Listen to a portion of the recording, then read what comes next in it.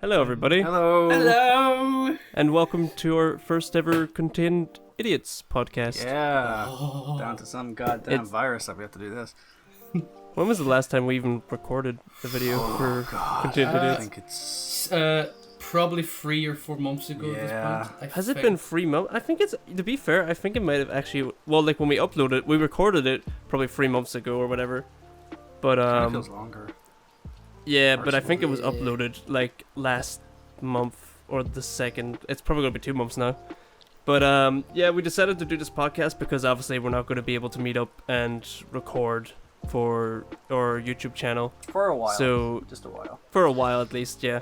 Don't know how Well, long this whole thing will last. yeah, depending on the whole pandemic and whatnot. But for now, we're just gonna every week, whenever we're free and whatnot, we'll just do one little podcast and chat about different topics each day, and sometimes go off topic and scream. Yeah, Maybe. well, I mean, not too loud. Yeah, not we too won't loud. be doing anything political. Don't tempt me. We're going to be more of like just something positive, just so then you have something positive to listen to down the line. Just don't want to doom and gloom anything. It's funny when you say that though, because you're like just something positive, and I feel like at one point there's gonna be a topic we're gonna have, and we're just gonna like go mental at each other for like no reason at all. Well, We're talking about something I- so nice. Oh, sorry. No, you go on, you go on. But we're going to be talking about something so nice, and all of a sudden one of us goes, "Oh, back in my day," and then it was like something really tragic. Yeah, PTSD just kicks in. Oh, But shall we? Because in most of our videos, like we never really like introduce ourselves. So should we introduce ourselves first, and then like just talk about the topic we were going to talk today? Sure, yeah, I don't mind. Okay. to Right. what Well, extent do we go Alex- literally everything? right, Alex, introduce yourself and plug Well- plug your channels and plug Um, plug everything about yourself and tell us a little bit about. Well, if little you Alex. obviously you know my name at this point. Well, not my full name because I can't say it private. Well, my full name is Alexander, but I just call it Alex because it's quick and easy. But I'm just a very hopeless Okay. 24. About that, Yes, yeah, about that dark side. Well, don't worry, I'm used to it. Like I'm just a guy who sits in his room, which is an attic, who is currently roasting right now. Same, 'cause brother, it's, high five. It's summer. It's very wonderful during the summertime where it feels like I'm in an oven up here. But I just, as I said, just sit here, play games, watch anime, read manga, and do other things. That's really all I do. I don't Do you not want to talk about your solo channel and yeah. anything else? Well, for right now, like my channel, which is known as what was it again? Majin Boy? Majin Boy. My sorry, but my memory is just Yeah, that's really his bad. account. But it's actually like something else entirely. But I just do random stuff. One minute I could be playing a game, next minute I could be talking about Godzilla stuff, which is fun enough to do. And please, Legendary, hurry up with that trailer. I need it. I need it for Godzilla vs Kong. But that's just me. Yes, what's going on with me now? David, do you want to spin the wheel? Hi guys, my name's David. I live in the pipes of Alex's house. He keeps hearing this bag and that's just me wanting attention. Really though, me and Alex actually live pretty close to each other. Fun fact, we've actually went to the same school in primary school. I have no memory of this, so that's pretty shit.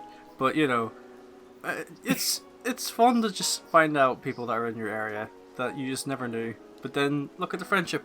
Look at us now. For just one trio. A couple of cards. Yeah. I'm just here. I play games. I'm just here. I play games. I just talk. I never make sense, but I'm just here for the laughs. Just a giggle. Oh, my YouTube is the David thing. We'll just plug. I can't remember the name of it. Don't use it. My Twitch though. Now that's different. The Twitch though. That Twitch though. So my Twitch is David Hoey Boy. David, yes. Then Hoey, Hoey. Don't add nothing else. Just that, and then Bowie as in David. Don't forget the Bowie. Yeah, the Bowie. the main Bowie. Funny enough, people actually don't think the Hoey part's the real part. They think my name's... Really? Yeah, people What? actually think that I'm just David Bowie. I wish. But no, I'm cursed with the Ho, so... You reminded me, there was this guy I was listening to, because Spotify kept on, advertising this song, and I was like, fine, I'll listen to it. And his second name, I think it was like Looper or something. I was like, who calls their, what family is called Looper? Come here, Looper. they sounds weird. do the Brooklyn 99 where they have, I think it was Hitchcock, and he spins around a shower going, Loophole! Oh, another thing about me, expect references from anything that I've watched recently or just thought back of. But that's pretty much Yeah, it. I think that goes around for all three of us. With that statement. we all love to do references. We love references and we love silly things. And if you love that, you could also check out my channel. I'm I'm Connor. I've known these two fools for too many years to count right now. Actually, About 6 years, I think now. Six for Alex and a decade for David, I believe. Yeah, which is Wait, mad. no. It's because it was 2012 when we first. No, yeah, it's less than a decade then. Yeah. It's close. It's close to a decade. Yeah, it's crazy though. But I also have a YouTube channel of my own, which is a solo channel that I haven't been updating that much yet, which is a bit of a bummer. But I should be. I have all these videos on my desktop. I'm looking at them right now as I'm talking about all this stuff. It's just like that scene in Spider-Verse where if it's Octavius and her laptop's just full of all this stuff. It's like, clean your desktop, lady. I also have a Twitch channel as well with these boys. We've been streaming... a lot. We've actually been streaming more a lot now recently, and it's been a lot of fun. It's actually been it's been easier than YouTube because I don't have to edit, which is great, unless I'm doing highlights or whatnot. But then again, I say that, but with my Final Fantasy videos, I have to edit them when I go back, so it's not too bad though, because I'm just cutting things out. I'm rambling. Anyway, I'm Connor. I'm 23. I'm single. And ready to mingle. What? Why did you have to point that out? Are we all adding that part? Because I've got a Bible. No. It was just for the joke. We're all alone. So very alone. But I'm waiting for the sacrifice. Yeah. I've got a Twitch the same as these boys. I've got a YouTube, same as Alex, a solo one. I'll be updating that one as soon as I can. And I'm an idiot, which falls into the title of our channel because we're all idiots. Really wish I didn't open this thing with the not doing anything negative because this is getting depressing.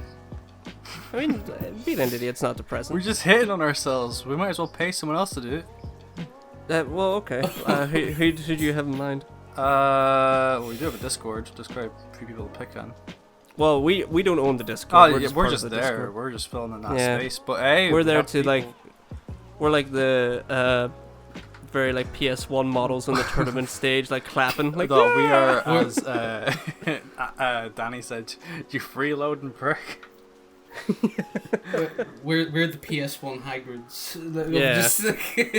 Does that? God, I miss our Harry Potter Let's Play, and it's funny too because when we did that skit way back when about the bad audio and us trying to find the good audio, I think a week or so after that, we actually found out the reason why the audio kept skipping and why it was so bad. And it was because of the laptop we were using. Oh, that was mine. It was the That's laptop. all mine. Yeah. No, it's cool.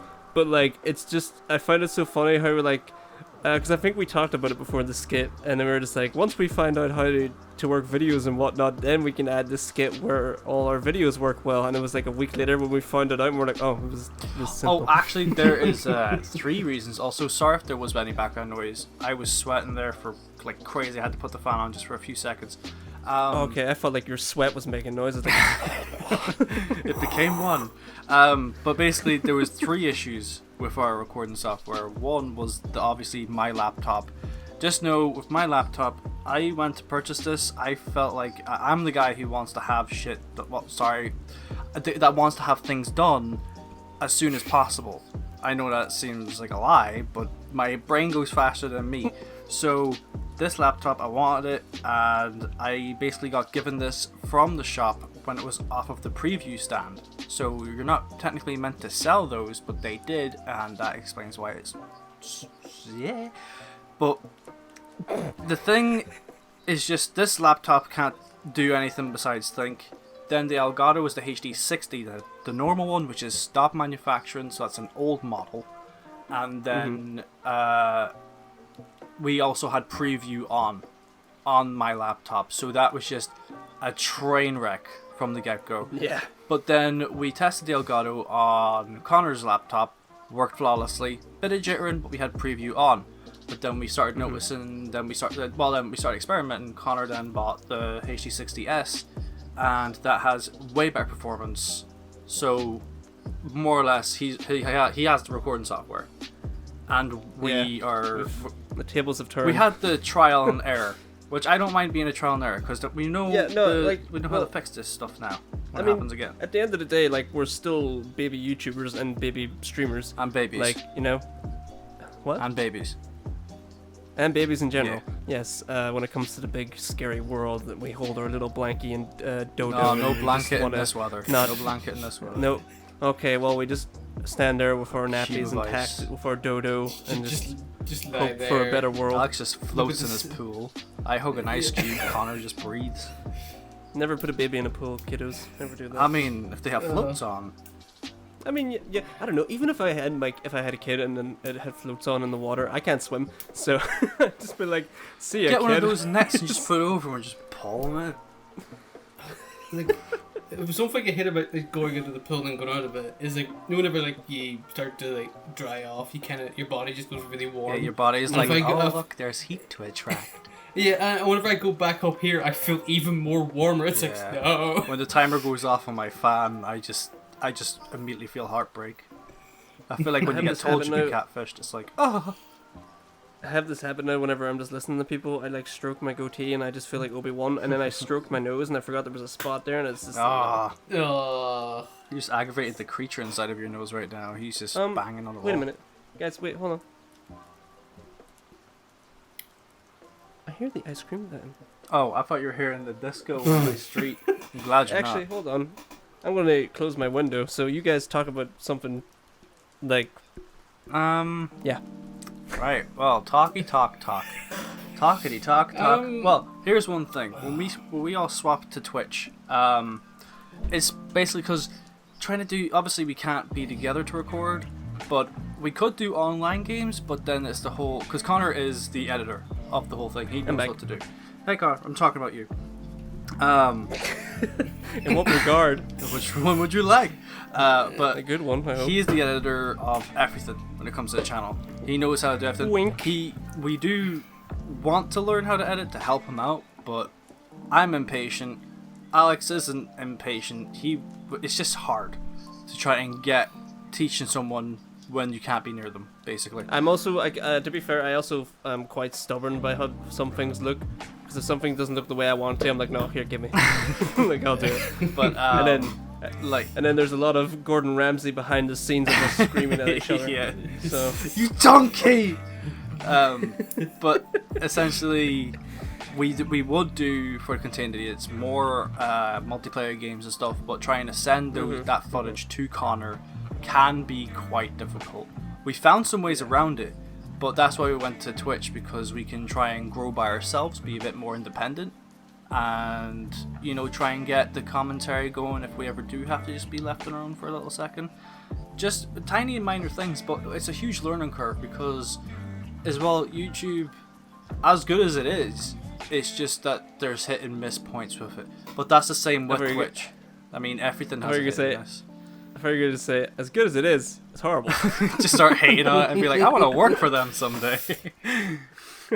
Hey, George. Like, should we actually start talking about the topic that we wanted to do for this Go for it. podcast? Alright. Sorry, what were you saying? I was about to clap my hand there. That would have been too loud. Yeah, I've realized sometimes my mic is spiking, and I realize I'm getting closer and closer to the mic, and I need to like stop like sinking into it. Yeah, But, but we don't need Quick, ASMR. do you guys actually hear when I like? Right, I'm gonna ask. Do you hear? When you sweat. Do you hear this right now? Oh yeah, I hear it now. You hear a fan? Yeah. Oh, god damn it. It's not that annoying. Like even if you're like sitting there and you're looking at the audio waves, if it's like very very high. It's not high. It's just when you're not annoying because talking. I can see Yeah. it. That's I'm okay. going to But try like, and move it far away. Well, what was I gonna say? to the laptop. I love how I'm I using can the try thing and- that I hate. I can edit it in post, I believe. Well, after post, not post. I'm moving it far away so Postman. you can't really hear the engine of that helicopter. Okay, cool. So, us boys love Oh games. god, I'm That's so why we- sorry. What was that?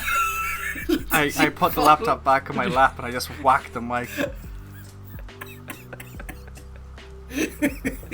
Sorry, Sarah. I named my mic Sarah. Did you name your mic? Yeah, sorry, I'm rubbing the dust off the beautiful thing. But then when the mic dies, you're gonna be very upset. Well, my TV's called Elizabeth, so vice versa. Sarah and Elizabeth. The Adventures of Sarah and Elizabeth. My I want that my TV show. giant computer is just called Igor. He's a goddamn mess. Wish he was that. If he was the real Igor, it'd be helpful. That thing's not. Like, folks, that big computer crashed, right? While just running Audacity and Discord. How? It's not very good, is it? And I'm using the laptop that literally caused all the audio bugs for our YouTube, and that's doing the job. Woo! It can do this, but it can't record. You know, just carry on, Connor. On with the subject. Yeah, so as I was saying before, us boys, we like games. Believe it or not, we love playing do? games. We've never stopped. Yeah. We came out of the womb playing games. Yeah, you're not wrong. Our channel is mostly about playing games and whatnot. So we kind of wanted to just talk about like our experiences with games growing up and just games in general, game news, any game kind of topic, I guess. So, Alex, since you started the first time, do you want to start again? Well, how far should I go back? To the day you can remember. Have you got a time machine right now? You're like, what year? Wait, hang on. I'll call the doctor. I'll get the doctor. Just like, I don't know, just like talk about like, even if it was like something like a game story that happened you were playing yesterday that pissed you off or something. I don't know. Just do what you want to do. I don't think I remember this in order, but I have experience with things like the Game Boy, like the Game Boy Color and Advance, and playing weird, obviously the usual Pokemon. Then there was that weird, what was it again? Disney dinosaurs. That's just like, Mummy, Good movie. Dinosaurs. My mom just looked at me like, you're a disgrace. I'm like, ah! But, Mom really loved you. Imagine she watches No, podcast. I don't know. She'd really hate you then. no, I was annoying whenever I was a kid. Like, I mean, everybody was annoying as a kid. No one kid was like this, like a perfect. Don't even start me on that. From what I've Even- learned about myself, I hate myself. Oh my god. Well, this is getting too serious. I love, Right, I love like the first like 2 minutes of this podcast. You're like, we're just here to be positive and be You nice. guys started and then, it. like, and then like minute 18, you're like, I hate myself. Yeah, we're about like 18 minutes and 17 seconds into this. It's like, yeah, we're just talking. But anyway, Yeah, back to the topic at hand. then I don't know. I can't remember like the exact console, but it was like this. It was a handheld console. It was this really big, bulky boy Game Boy? that I. Are you sure it wasn't like one of those like Happy Meal toys you'd get? No. Like, I know I played Mortal Kombat on it. Okay. And the funny thing is, I played it for like 3 minutes. The main reason because I couldn't see anything. I just couldn't see. Was it like a black screen of death or whatever? Or was it Like, just, I could like faintly see the characters move, but then I just threw it away. I was like, eh. Oh. That was my first And then Alex experience was with like, Mortal I Kombat. wonder. When he started finding out games, he was like, Then obviously we go to PS1, which I don't remember much of it besides there was one moment which I think I told these two where I went into, there was a shop in my area which is called Spar, where they used to sell games that they don't anymore. That's so bizarre. That's crazy to me because because Spar is just like a little like everybody probably has a Spar somewhere in their country, but like it's just like a little store for like snacks and like bread and like it's probably just some like a gaming little general magazines or store. something. Like it had and some gaming magazines, but actually selling game. Did he sell DVDs there as well? At I one believe point, they yeah. did. That's bad. Unfortunately, that's not there Oh, I'm sorry. anymore. Continue, Alex. But then I went into the shop, I looked around, I saw a game. I thought it was something related to Tomb Raider, which is another game I played. And then I picked it up. My granny bought it for me. Got into the car, looked at it a wee bit more, with my eyes, and I looked at the top right of the cover, and then I realised it's a Barbie game. But I think Game Grumps played it. It was like wow. Was it the racing one, or was it like no? the, it was like the one where like she looks like Lara Croft almost, and she was just like, it's like a thing you just go to one area of the map to the other. I can't remember the name. It was a weird wee game. I actually enjoyed it, funny enough. Oh wow. I found something out about myself. Then we get into the more serious PS1 stuff.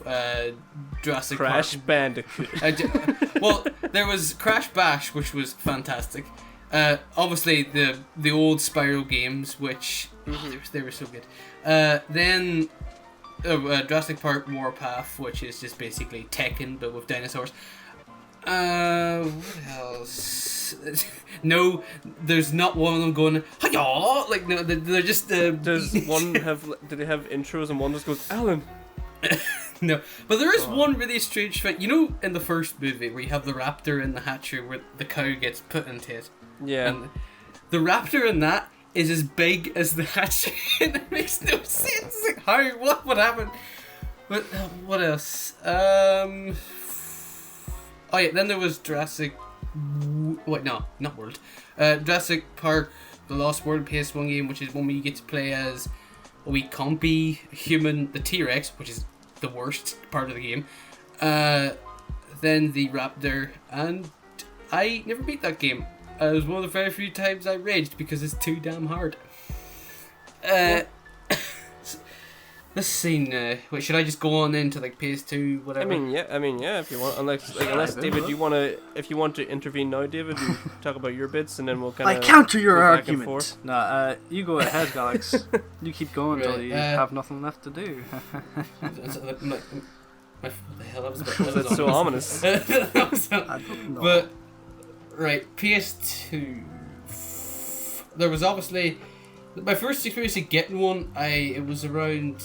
What was my birthday? It was your birthday or Christmas, where I went to my mum and she says, "Just what do you want to get?" And I was like, "Oh, I want the new gaming console." And then I just said, "And I want a dinosaur game with." And by some miracle, she got the one dinosaur game, which is Jurassic Park Operation Genesis, that I loved 2 bits and to this day. And somehow, like, I'm not exactly the best when it comes to thinking, but with that one game, I'm like just Einstein. Where I just well, when you say that, it's just like whenever you just play something or like you do something for so long, it stays in your brain, Like It's not that you're stupid; it's just that you're an intelligent person. Just another good way of thinking like, about that, Alex, is like whenever you used to play Halo and you had to do a rocket jump and a grenade jump to get that skull. I mean, none of us knew physics or geometry, but hell, we did it. I still do it to this day. I don't know if you want to talk about physics in a Halo game. But Hey, I had a skull on that made stuff harder, okay? I turned that off, and a lot of things have been going smoothly. Okay. Proceed. What else? Then there was Turok Evolution, which it was a fun game, but it was one of the games like, can I just stay with the dinosaurs and not fight these weird lizard men? And then Dr. Connors, how are you? Yeah, basically. And then I don't think I beat that. I'm not sure because it did get a wee bit ridiculous because it had the most infamous thing known as stealth in it, which wasn't very good at all. Like, this is like babby stealth, where like if you so much as go like huh, with your character, like they'll go huh, they'll just like immediately look so. Oh, so it's like incredibly intense then. Yeah, but it's like really buggy. Like it's I get you. It's nighttime, but somehow they can see you still, even when the lights like don't go over. It's really what else? You having a look over to see what you got? Oh yeah, there was Aliens vs Predator Extinction, which is fantastic. It's basically like an RTS version of it where I only play as the aliens and that is it. Because for the Marines, they're not that great, and the Predators, weirdly enough, they're not that great. But the aliens, you can make like a big hive and stuff, and it's great. What else? I don't know if I played any of the PS2 Crash games, but I definitely played the weird Spyro games where like he's voiced by Elijah Wood in Lord of the Rings. I like they're not loved by them, but I love them just because you get to play as a wee dragon just beating the hell out of everything. Like, I remember playing the Crash game on the PS2. It was Clash of the Titans. Was it? You would like jump on a Titan's back or something, and that's right. Yeah, I never that was actually played cool. that. I remember it being cool. I might hate it now, but I remember it being cool at the time. What else? And I didn't technically play this on the PS2. It was on the PS3, but kind of anyway. It was Dragon Ball Z Budokai Tenkaichi 1 and 2. Budokai 1 was my first introduction to the series, and I had no idea what was going on. Like, for instance, I thought Kaioken Goku was evil Goku, and I literally put on a weird voice like, "You can't beat me now," but you can imagine my voice being on his teeth. You can't beat me now. Although it had one of the things in it which I liked. Well, I think it was where like if the villain specifically won that fight in the story mode, you would play as the villain. I believe it introduced that. Wait, are you in Budokai 1? Yeah, or no, Budokai Tenkaichi 1, sorry. In Budokai, there was if you played as, you didn't get to play as the villains. No, there was a what-if scenario where if the villains took over the world, and you play as the villains in that, and then it's really like depressing, because every time you beat like Goku or something, Goku's like, "I can't win, kill me," and you're like, Jesus, okay. Where's that same pride, Goku? Mm-hmm. And then in BT2, well, Budokai Tenkaichi 2, what's it? They really stepped it up in that one, because like it was not really open world, but you can fly around the whole like area, and then you can drop down and collect Dragon Balls, and you could like just like fight people, and the story mode was like really, for that time, the story mode was like really, really in depth. So it was, which I thought was pretty cool. I think that was also introduced the "it's warm" thing from Goku. that was in Budokai Tenkaichi 3. So okay. When he says He's that, probably in Arthas as well when he said that. It's warm. But then that was also the game introduced transformation, where we just go transformations and fusions. Oh yeah, and fusions. And also that was one of the games where like I just like, right, I'm gonna put all the muscly guys up against the wee small guys, and it's just fun to watch. Let's see. I think that's almost my Your PS2 era. Oh wait, hold on. There was Godzilla Unleashed, which was YouTube scene of like where it's just a Godzilla brawler. Yeah. The only thing I don't like about that game is that like if you have, I think it was a lot of lives or something, matches can last very long. Like very long. Like we're talking longer than like League of Legends fights. Like it's really. Let's see, for PS3, because I can't remember anything else for PS2 now. I might just go with this.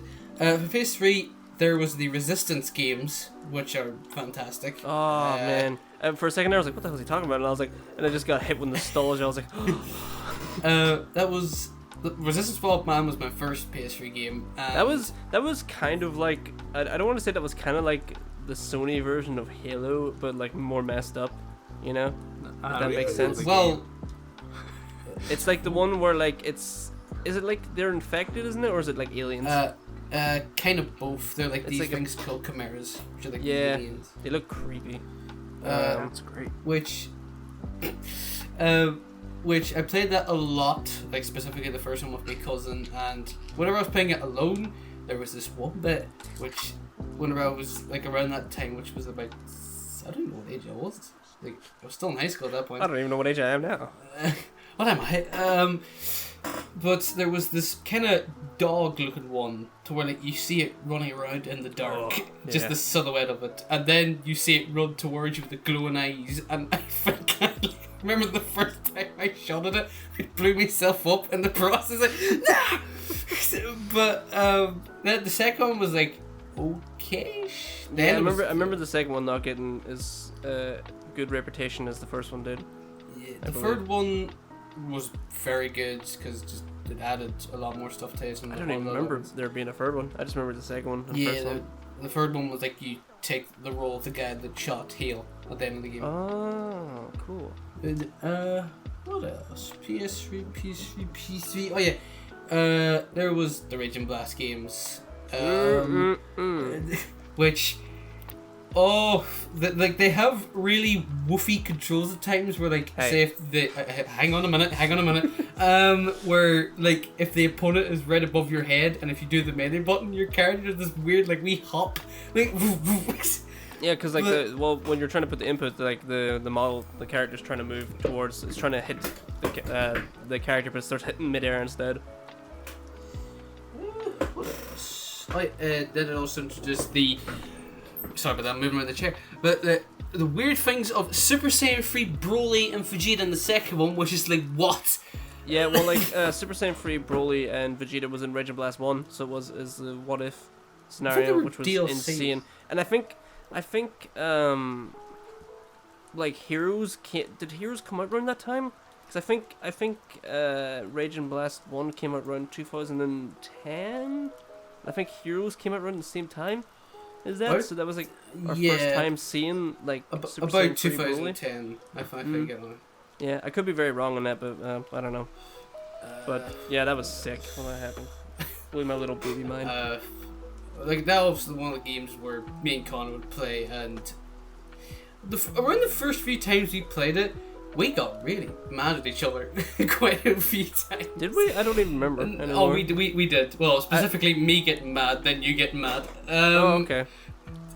What else? Then there was the Bayonetta, which was very fun. I've never played the Bayonetta. I always wanted to play the Bayonetta games. Isn't the first one and second one on the Switch now? I believe it is. No, okay, I might get on the Switch then. Weirdly, the first one isn't got on the PS4 recently. Yeah, that's weird. Yeah, it came on the PS3 first, didn't it? And then it went to Xbox, or was it Xbox first? Oh god, I don't know. It might have released at the same time. I'm confusing you. Never mind. Go on. And then did we played the first Xenoverse on PS3 first? I think we did. Yeah. No, wait, no. We didn't. Oh wait, no. We played the beta of it on PS3, and then we got the PS4. That's what I believe.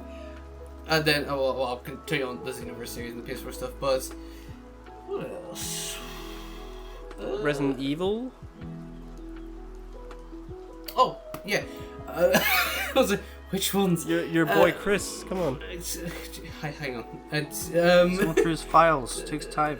Sometimes thinking about Chris just makes my mind go blank. Your brain expands as much as his muscles.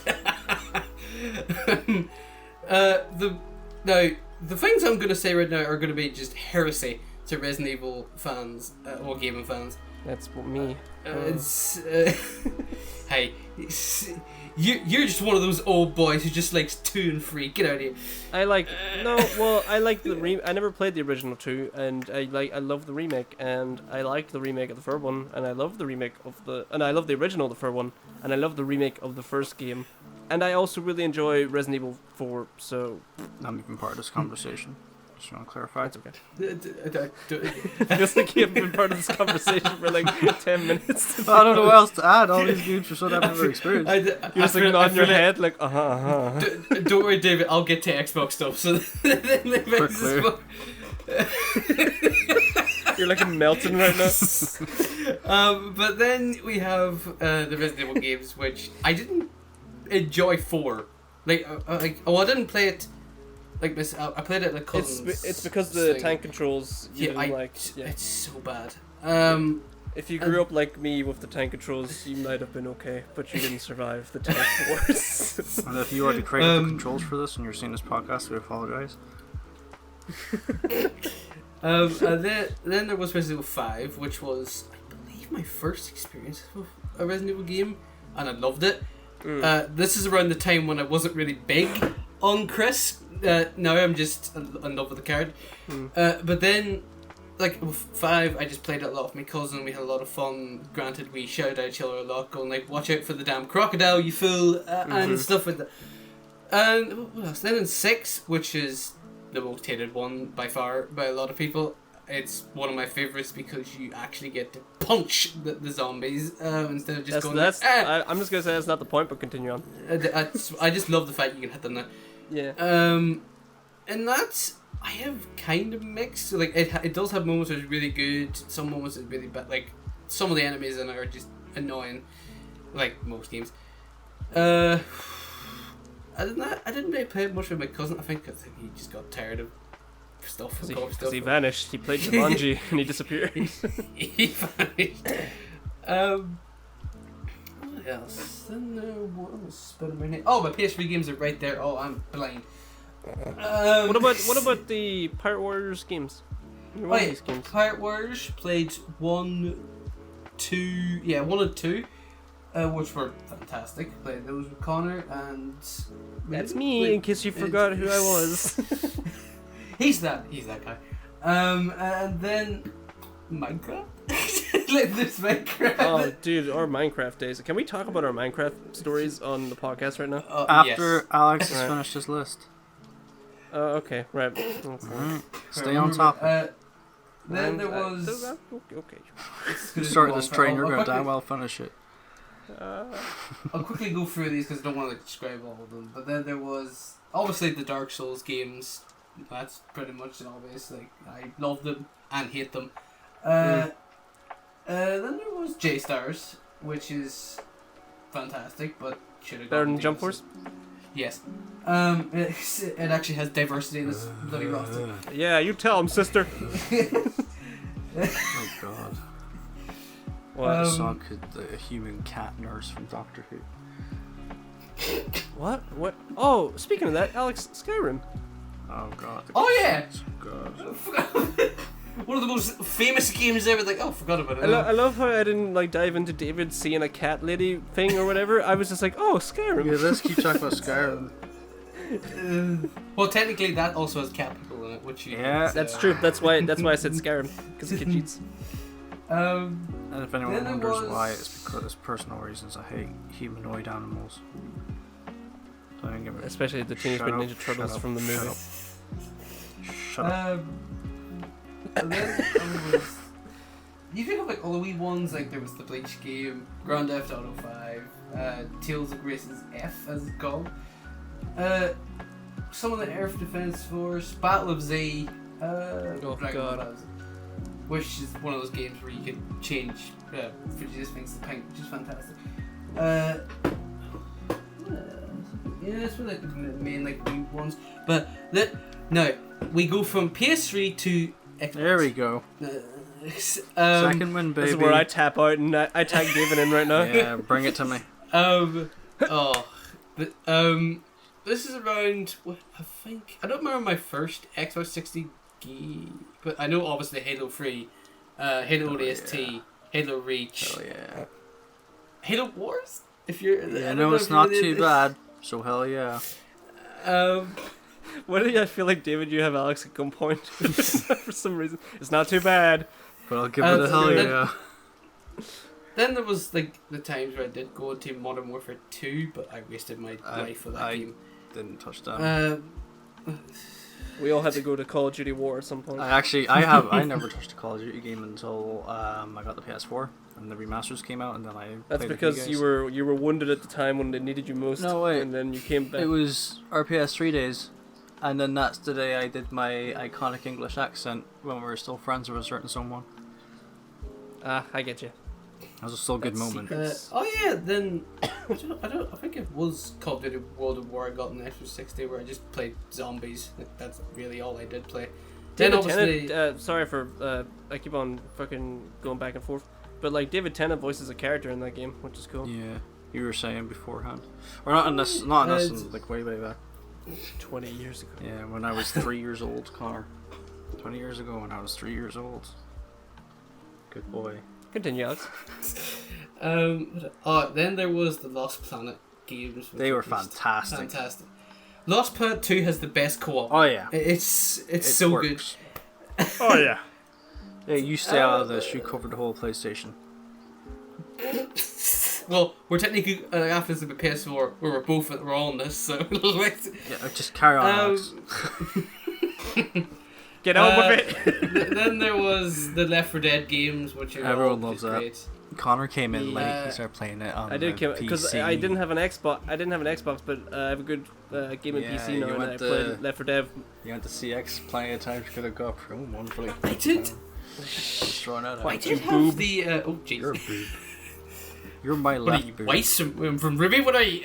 I wish. Well, go on.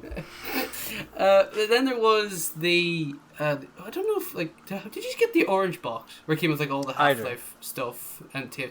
I got that. I never really played TF2 Neither obviously did on I. the Xbox. I loved Portal. Oh yeah, but it was good. But on your Steam account, Alex, your TF2 days are so much. It's so much more so Yeah. great. All the very bizarre custom maps, and the hats and stuff, and being able to sell hats for £50 and get money for it. My God. Wow, was that's I not there in crazy. those days? We couldn't afford it, mate. Sure enough, yeah. Didn't know gaming PCs were a thing. Just thought it was consoles, and I was like, oh wow, box. Then there was I believe that was the time when I also played the Star Wars Force Unleashed games. Yeah, it was that time. Make a Where- third! Make a goddamn third! Get away, you virus protection. Make a third! Oh yeah, and also forgot to mention back at the PS3 thing with Battlefront 2, but let's just continue on. Make a third. But what else? I think that's. I'm trying to really dig into my mind here. I mean, you do if you don't have to, if we switch between, I was supposed to say if we switch between characters, if we switch between one another, then if something comes back into your head, you can just say it again. Just draw it down on a piece of toilet paper and have it saved so you just know where it is. Alright, we'll fly ahead now so I can quickly get to these two and their stuff. Alright. We'll go to PS4, which is the one we're all currently at, and kind of Switch. The Yes, first Queen. game I ever got, it was originally going to be the Call of Duty Advanced Warfare thing, just because I just wanted something like a shooter or something, at least to pass the time. But it was then, I'm trying to really get it. It was Shadow of Mordor. Was it the first? Yeah, that was, yeah. And that I really loved it. Yeah, it was a good, Take it as a really good I game. remember I remember a good thing that we did when we were all at my house. And we played the Majora's Wrath theme as I slowly massacred the Budokai. I love orcs now, but that was glorious. Sorry, you go. Well, I'm finished.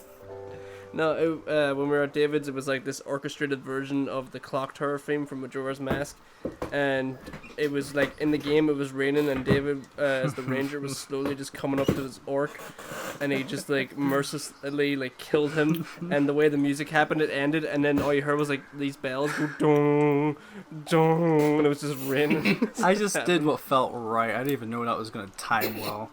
I think it's more about the same disturbing time. knowing that I felt right.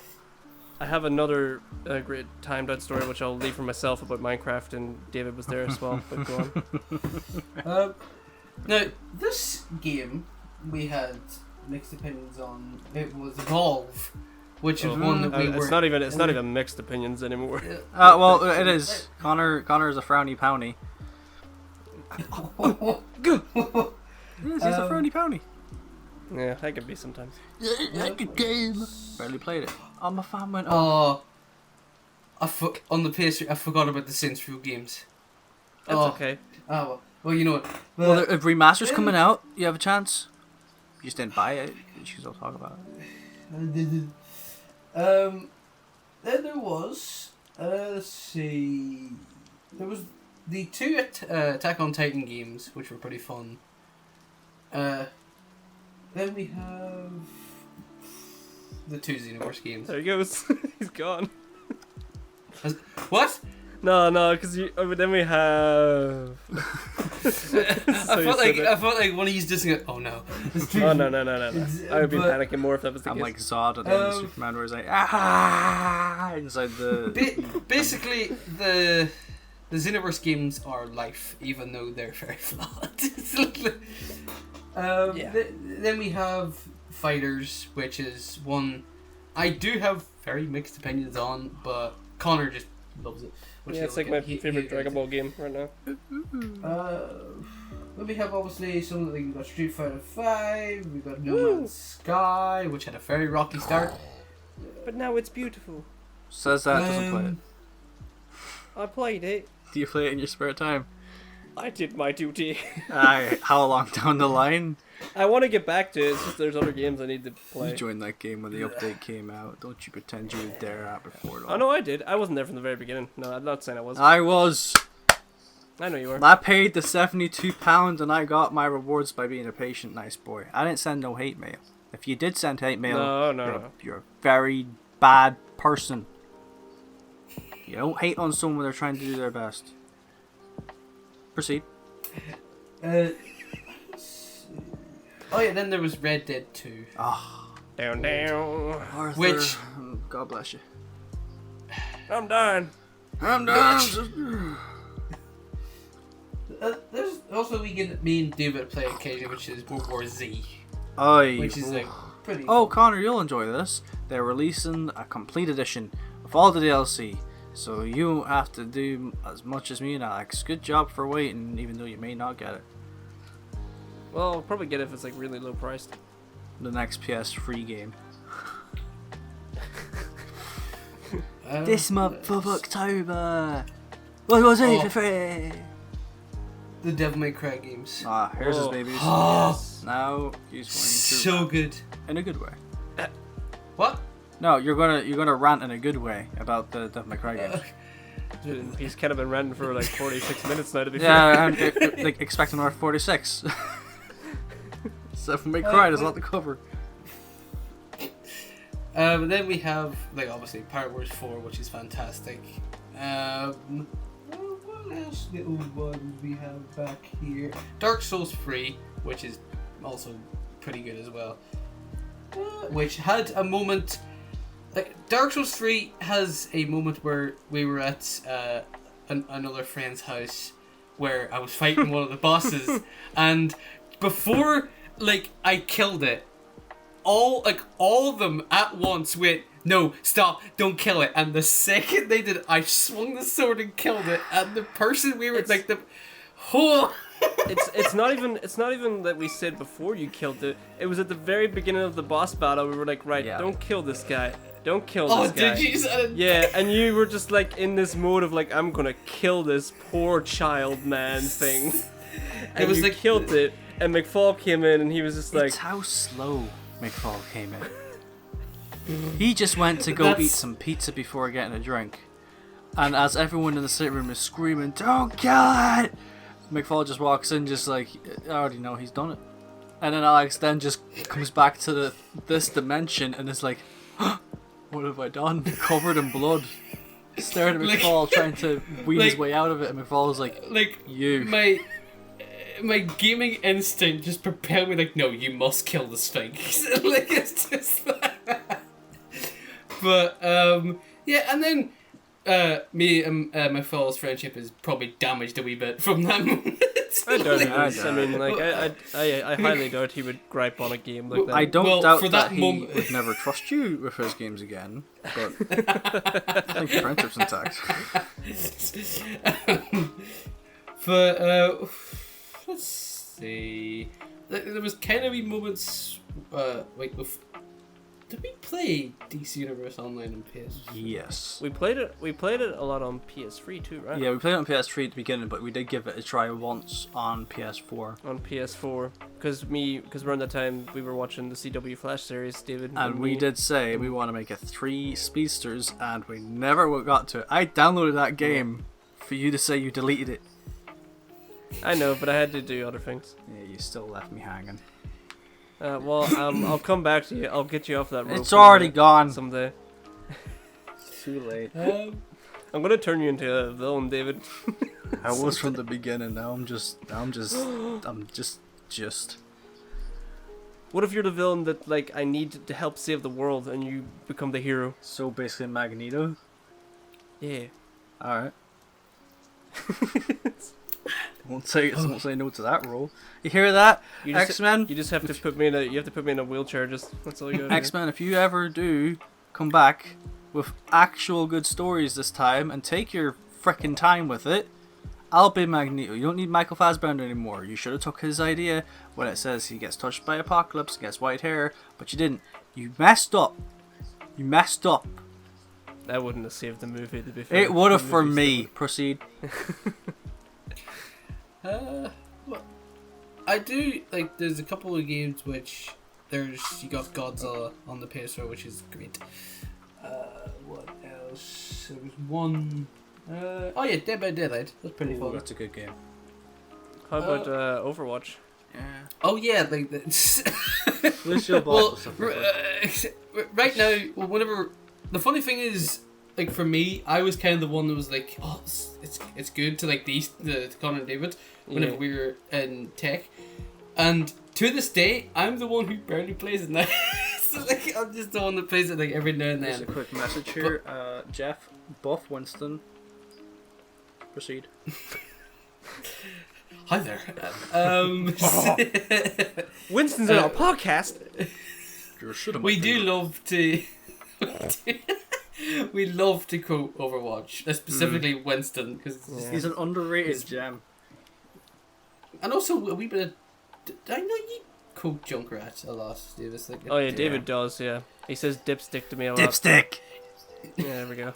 Did that spike? So far, none of us have any of us ever said "Happy Birthday" to like. Oh, I don't think Brendan did send me a sound file of that for one of my birthdays.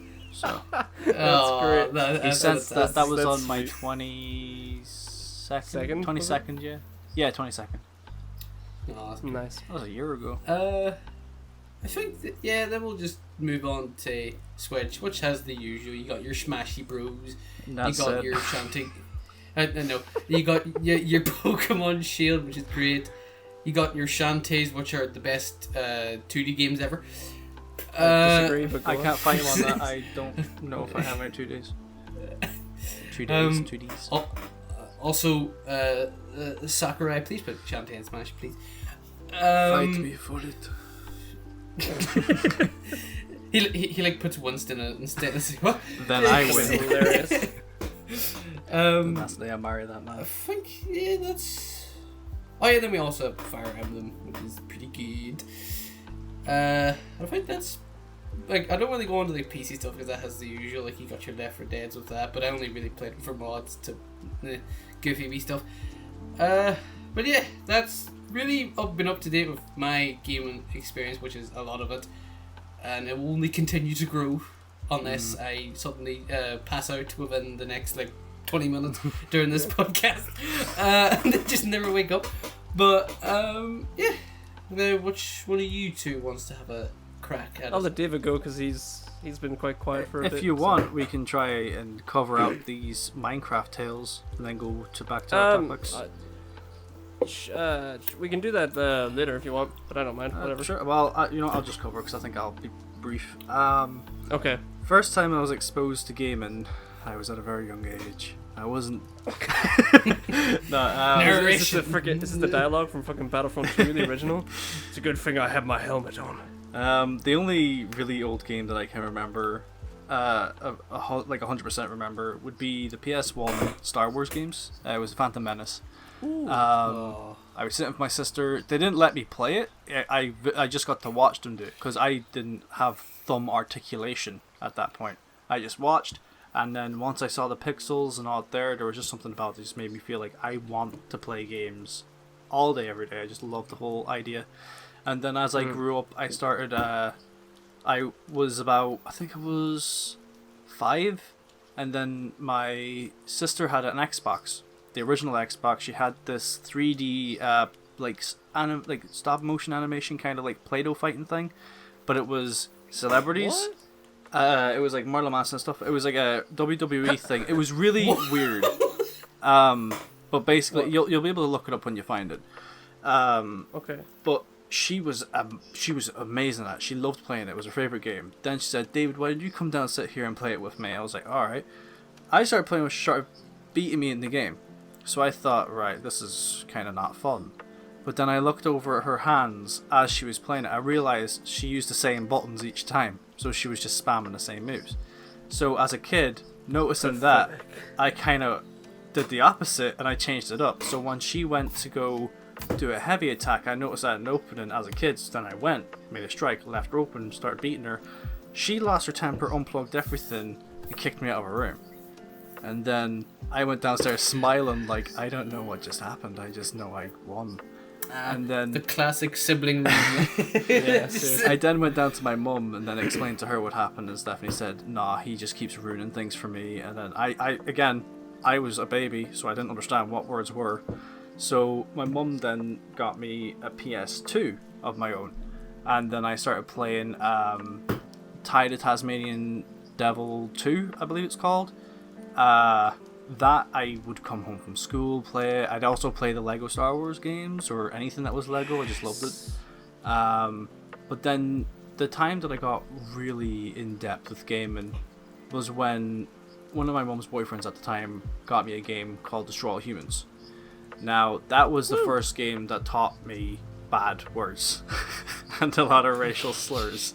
So the minute we heard our first curse word, I looked at my mom's boyfriend at the time. He looked at me and said, "Don't you ever tell your mom I got you this game." And I was like, "As long as you don't take it away from me, I won't say anything." And then he was like, "Alright." And then he got up and left. I played the game. I didn't beat the game because I lost my temper. It was a mission where you had to, I think, protect the tanks against these plant creatures or something. And there's black holes. It was chaos. I couldn't beat it. So when the remaster comes out, I am buying that because I enjoyed the game. But then I started, getting more into gaming. I think it was... What game was it? Because after it was that, I then went to Xbox 360. And then that's when I found out about Halo. And Halo just took took my whole life. I never had one, but it got taken somehow. But that is just everything to me, Halo. I know people are just gonna be like, it's just a shooter. But to me, there's story. It's like telling someone Call of Duty that loves Call of Duty it's just a shooter. They're not gonna agree because they have a different meaning to it. I don't want to interrupt your story, but like a lot of people, I think a lot of people like resonate with Halo a lot. Like people who grew up with Same it, as Gears of War. They really do like. They enjoy the gameplay, sure, but like they really do it really had an impact on them because of the story. Like the first 3 games, anyway, I believe. Yeah, definitely a lot first of 3 people games. saying how amazing it is. But go on. But then as I got playing those, I then encountered a game called Fable, and that one as well was just fantastic because it was just like it was like a weird. Well, obviously Tim Burton did the music, but you felt the game was very Tim Burton-esque. It was Danny Elfman. He's the guy that does the music in Tim Burton movies. Oh, yeah. oh, right. Apologies. Tim Burton's the director. Right. But the whole game, I just adore. 1, I adore. 2, I adore the most. 3, yeah. When it comes to the Halo games, a lot of people don't like the latest ones. Like, fair enough, when it comes to Halo, I think it's 4 and 5, when you're fighting the Forerunners, I personally don't like the Forerunners. It kind of doesn't...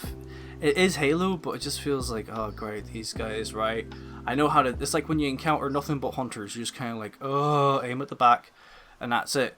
But then, when it comes... I think everyone can agree when they watch this, that Halo ODST is fantastic.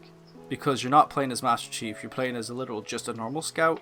From their perspective, you don't have any overshield, you're just there with your health and hope. And then you do it and you're like, damn. Halo Reach as well, that gets a bit of hate. I think Halo Reach is really, really good. Fair enough, you have to pick up an ability to sprint for like 5 seconds, but the game, as far as I'm feeling it, when I'm playing it back again, it's kind of hard, in my opinion.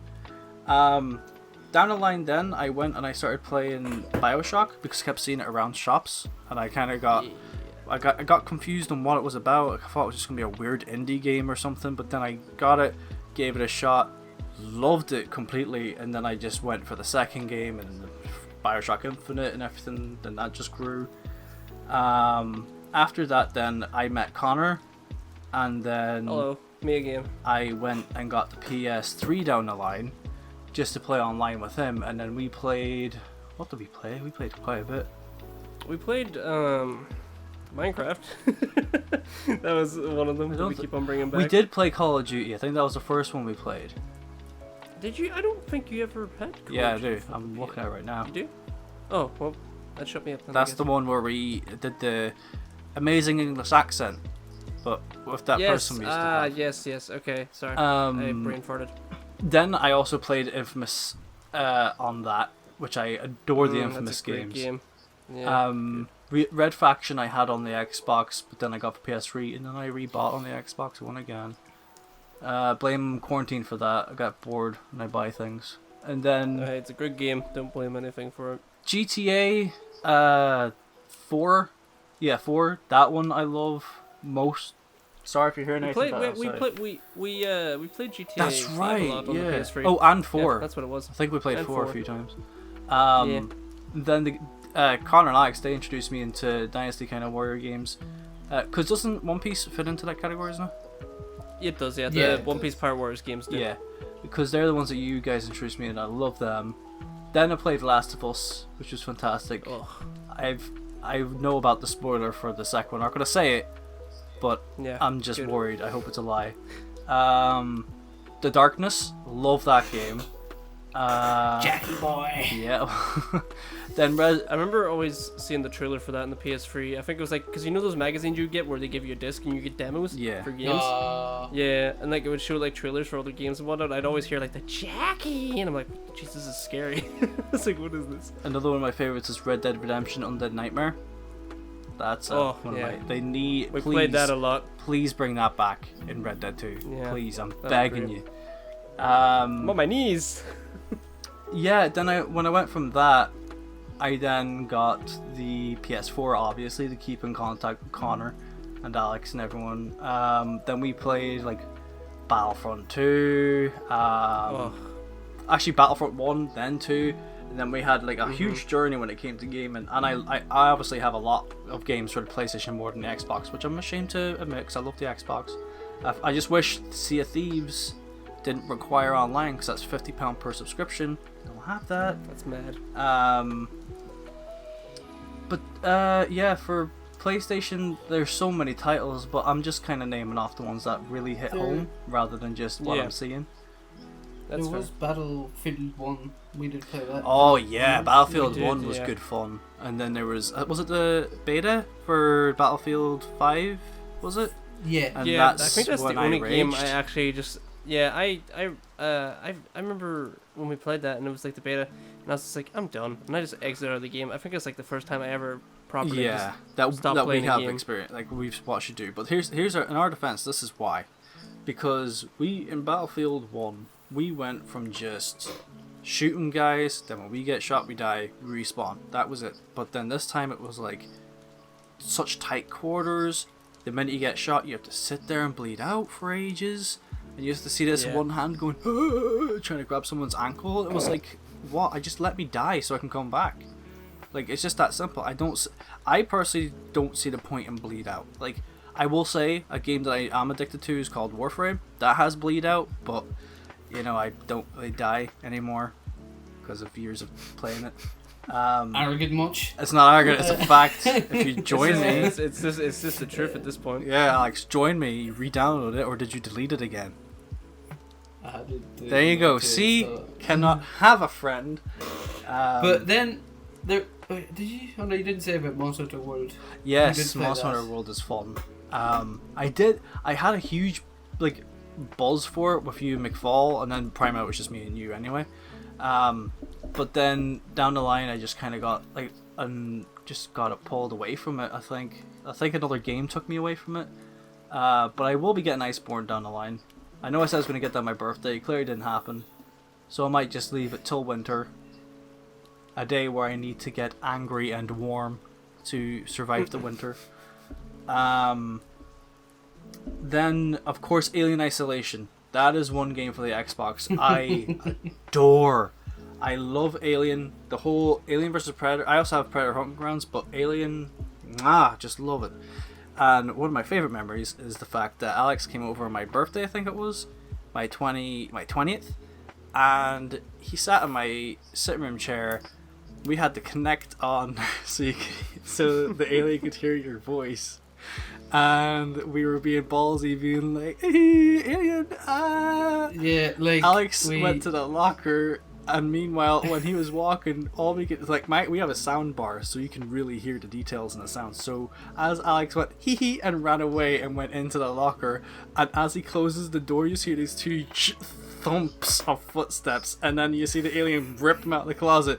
Alex was sitting with his legs laying out flat, but somehow his cheeks clenched so hard he lifted 6 feet in the air off that chair as he yelped like a dog, and then landed and looked at me like, "What the fuck was that?" And I was just looking at him, just like, "How did you defy gravity like that, man?" But that was just like, what was it, like? I can't remember the name of the Wii. It was the DLC of Alien. Yeah, it was the one where you That's play what as it was. actual Stormy Weaver. God, that woman is heaven to me. She'll never look different with age. She's just a beauty. I'm trying to see if there's any other horror. Well, is there any horror games I can have? I'm gonna fart real quick. We all Well, like like, PT. Oh, PT. The demo PT, yeah, but also Bioshock 1 is actually horror as well. I never got scared by that game. I did, and I recently played it.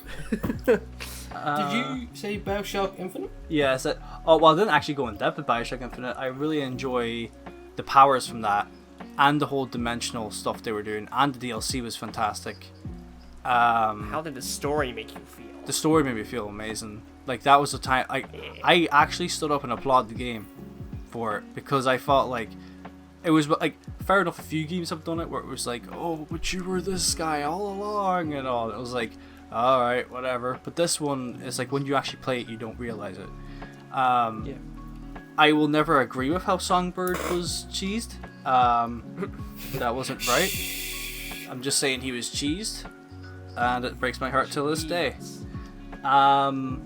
What else is there? I don't think there's many other games that pull out to me that much. I'm more of like been into like movie moods and stuff like that there recently, but Yeah. when it comes to the Switch, I just enjoy like Diablo, the Odd Pirate Warriors, Smash with the guys, Just smash and with then bros. Animal Crossing. And that's Yeah, that's kind of been your daily. I think ritual, that's been I like suppose. most of society these days, to be honest. You also that's did fair. you say Doom? Oh no, jeez, Alex, good boy. I've actually been staring at the helmet this past hour. Yeah, with Doom, the whole Doom series, I do love the Doom series. But why I love the 2016 one and the 2020 one specifically is because there's story. Now, I know people are going to say, like, probably might say in the comments, there is story of Doom if you look into it. Yeah, but I am a person with a low attention span, alright? It's like when you tap on the glass to a fish, you're just going to look at you for a second and carry on like, what's this deal? But, but, like, with Doom 1, it had this whole story set up of how, like, you didn't really understand what was going on. You just wake up, everything's just hell, and then you start killing, and then you learn a bits and bobs. But then in 2020 Doom, you literally learn about his past, about whatnot, the icon of sin and everything. Just so fantastic, and It's true. it made me feel. Don't even quote Han Solo. All of it. There you go. He does it even when I say don't. Because it wasn't even finished. You could have had it at the right moment. You were this close. But the whole visual as well. It was like, in the scenery, you'd see these giant titans walking by. You would see, like, just everything. There was just so much to look at. And even when I replay it and then I go into, like, I start looking into the background, I start noticing things I never noticed before. And for once, it was a game that made me actually feel sick from what I was looking at. I felt like, this is messed up what I'm looking at. That's disgusting. But I don't feel out of a lot of things unless I'm just getting old and I'm like, ugh, with everything I see now. But, like, I just adore the whole of Doom. And fun fact, for anyone out there that says, "Oh, there's the story of the old games." Yeah, well, how come with everyone else that watched the old played the old games, they learned new stuff from 2020? Bam! Fight me in the car park. Fight me in Lego Star Wars. On the Dagobah system. Skywalker. Dagobah. And then we'll do some pod racing and get to know each other a bit better.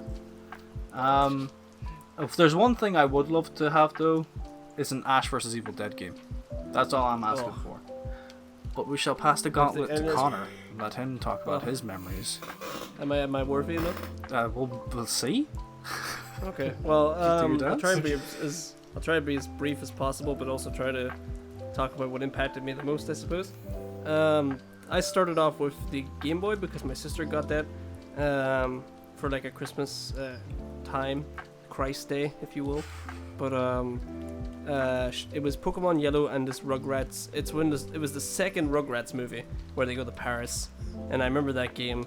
It was really, really weird, and I couldn't play as Reptar, and I got very annoyed. And yeah, I wanted to play as him. But I remember playing a lot of Pokemon Yellow, which was fun.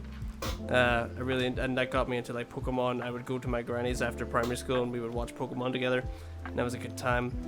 And then my gaming experience, I was kind of hogging consoles off my friends at that point because I didn't really have the money to get my own console, obviously because I was like a child, and due to family money stuff. Started doing a Markiplier was like, I was too poor to afford this. But my experiences with like PS1 games was like going to my friend's house, and they would play like Spider-Man on the PS1, which brought my love to Spider-Man, which I still love to this day. He's like my favorite Marvel superhero of all time, and he impacted me a lot growing up. And I really, really enjoyed that game. I enjoyed watching my friend play that game and hogging it off him at times. I never played the original Resident Evil 1 game on the PS1. No, I did, I'm lying. I played it at a friend's house, but I can't remember his name. But that kind of brought me into the horror genre of video games. And it scared. I remember the music scared me a lot as a kid, which is funny because if you go back and listen to the music now, it's so bad. Like it's just like. But as a child, that haunted me so much. I also played a lot of like, because I remember we used to have an old computer, and I'd play like a lot of Flash games on my computer that barely ran properly, and the frame rate was awful. But it was like a lot of like Flash Harry Potter games, which was silly but also quite fun. I might be missing some stuff out, but on the PS2 era of gaming, that's when I got my own console at that point, and the first game I bought was San Andreas, and I didn't understand any of the cheekiness or the words or the slander. You're too pure. Yeah, even though I was killing people and being like, this is fun. But It's not real. Then I got to one of my favorite Spider-Man games at the time, which was Spider-Man 2, and I loved that game to pieces. I loved the movie. I remember seeing it as a kid at the end, and I remember at the end whenever Mary Jane was like, go get him, Tiger, and then these lads were just sitting there in the cinema going, oh yeah, like screaming. I was like, come on. But yeah, I love that game to pieces. I played it so much growing up. It was a really, really great game. It was also my very first like open world game. I just swinging about, and it made me feel like Spider-Man. But then I got into more horror games with the PS2, which was Silent Hill 2, which was absolutely terrifying. It still is, and like the story, obviously I didn't understand it when I was younger, but growing up I'm like, oh, this is pretty messed up. I really enjoyed that story. I also played a lot of racing games, like Need for Speed and Midnight Club Free, which was a really good game on the PS2. I'm trying to think what else on the PS2. I'm probably Dragon Ball. Jesus, what am I doing? I'm staring at this 4-star ball. I love how whenever we're not on podcasts, we can talk as much as we want, but then when we have to try to focus. There's also another game series you're kind of forgetting there. With the PS2? Yeah. Okay, well I'll get to that in a minute. But like I love Dragon Ball. I'm out of the three of us, I'm like the Dragon Ball nerd man. He's the dad of it all. And I'll just say I have almost every PS2 Dragon Ball game that I could get my hands on in the UK. And is it Jack and Dexter that you were thinking of, Alex? Nope. No? Well, I played a lot of Jack and Dexter, and that was a great trilogy. I feel like it's very underrated. Not many people talk about it because of Ratchet and Clank. Can you just tell me, because I don't want to... When you walk away, you can. Oh my god. Shit. What game is it? Gosh, Sora. Oh, Kingdom Hearts. Wow. Yeah, how the hell did I forget Kingdom Hearts? Right, Well, so the first two. let me just say that to everyone that Kingdom Hearts is my favorite game series of all time, and Really? I'm spastic for not even knowing anything about it there now. But when I first played that game, because I grew up with Disney, watching Disney films and whatnot, and I really like Disney, and then I played this game, and then I didn't really know. I played Final Fantasy VII on the PS1. So I had some knowledge of Final Fantasy VII and Disney. So for me, that game was like a masterpiece. And I didn't like question why Donald and Goofy were with this 10-year-old anime kid that has a key as a sword. All I knew is that it was fantastic, and I loved it. And I like the game meant so much to me. The music means so much to me. I think it got me into like the whole orchestra type genre of music a lot, and just game soundtracks in general. I know you may disagree with me on this, but I'm pretty sure that Okay. the Keyblade is actually meant to represent how... wait, that's Disney. It's how... that the Keyblade is meant to represent how Disney can just buy any business.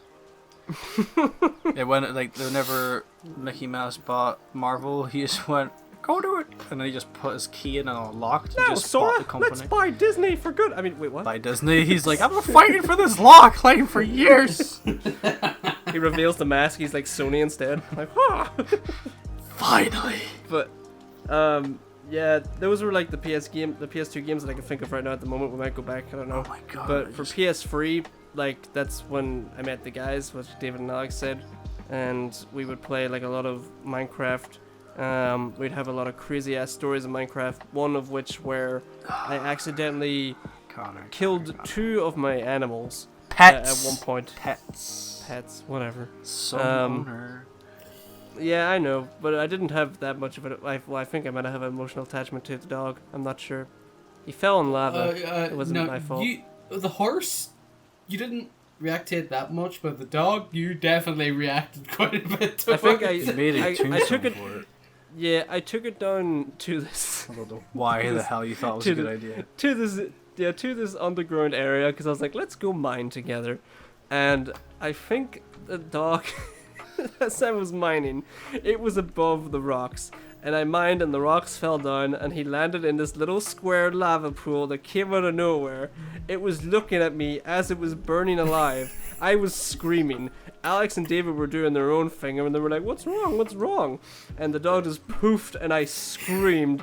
And I don't think I was ever attached to an animal as much Oh, his as I name. was in that game. His name was Max. I believe his name was Max. Was his name Max? I believe Max. Also, Didn't we make a grave for him? And You did. Had, like, a little memorial. like, now, the horse had arguably just as much as a tragic Yeah, death. the horse one was very That like was worse. dark. Like, we were all kind of in the same area. I think David wasn't. I think Oh, he no. was- I witnessed we it were all. we were going to David's. So okay, we were, but we we were going all to David's. went this wee area, and Connor, we were in this like icy lake, and Connor's horse fell somehow under the ice, and all you see was just the horse, just like I can solve this. The reason why was because I built my house on an icy lake. I liked the whole because it literally was just an empty plot of land. There was trees around me. There was just ice, and I thought, well, if a zombie or creeper's coming at me, there's ice. They're gonna slip. Well, I can get like an advantage in battle. Then I said, guys, you should come over and see my house. I did not expect Connor to come riding on a horse through some trees to then, instead of hitting the ice, he just went under everything. And I looked under, like, where are you going? And he said, oh no, where am I? And I went, you're under me. And then he was like, how do I get back up?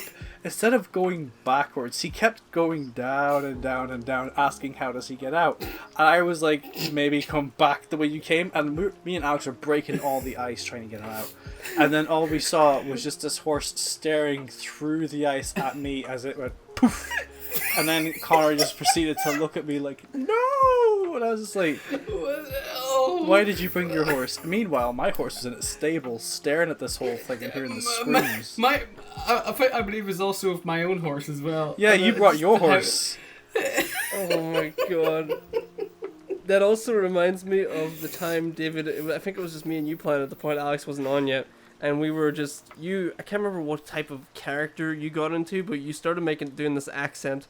And I can't remember if it was like this American accent. It was or like not. a Texas And kind of accent. Yeah. It was like a Texas accent, and I was mining, and then I fell into lava, and I was burning, and I was like, oh, and you had this like block, I think it was this like cobblestone whatever, and you slowly turned around to me holding the block as I was burning. You didn't say anything.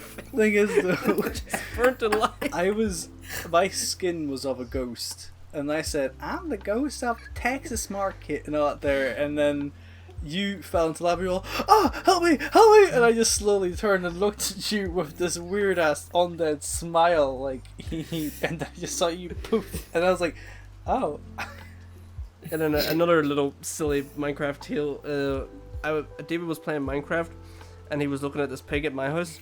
And I was playing the scene in Attack on Titan. Spoilers to anyone who hasn't watched Attack on Titan yet, but it's the scene where Aaron sees all of Levi's squad's dead, and he's like, but as Aaron was doing that, the pig slowly turned around and looked at David exactly like at the, pig the was point like, of the breathing, and I was in hysterics laughing because I was like, this is amazing.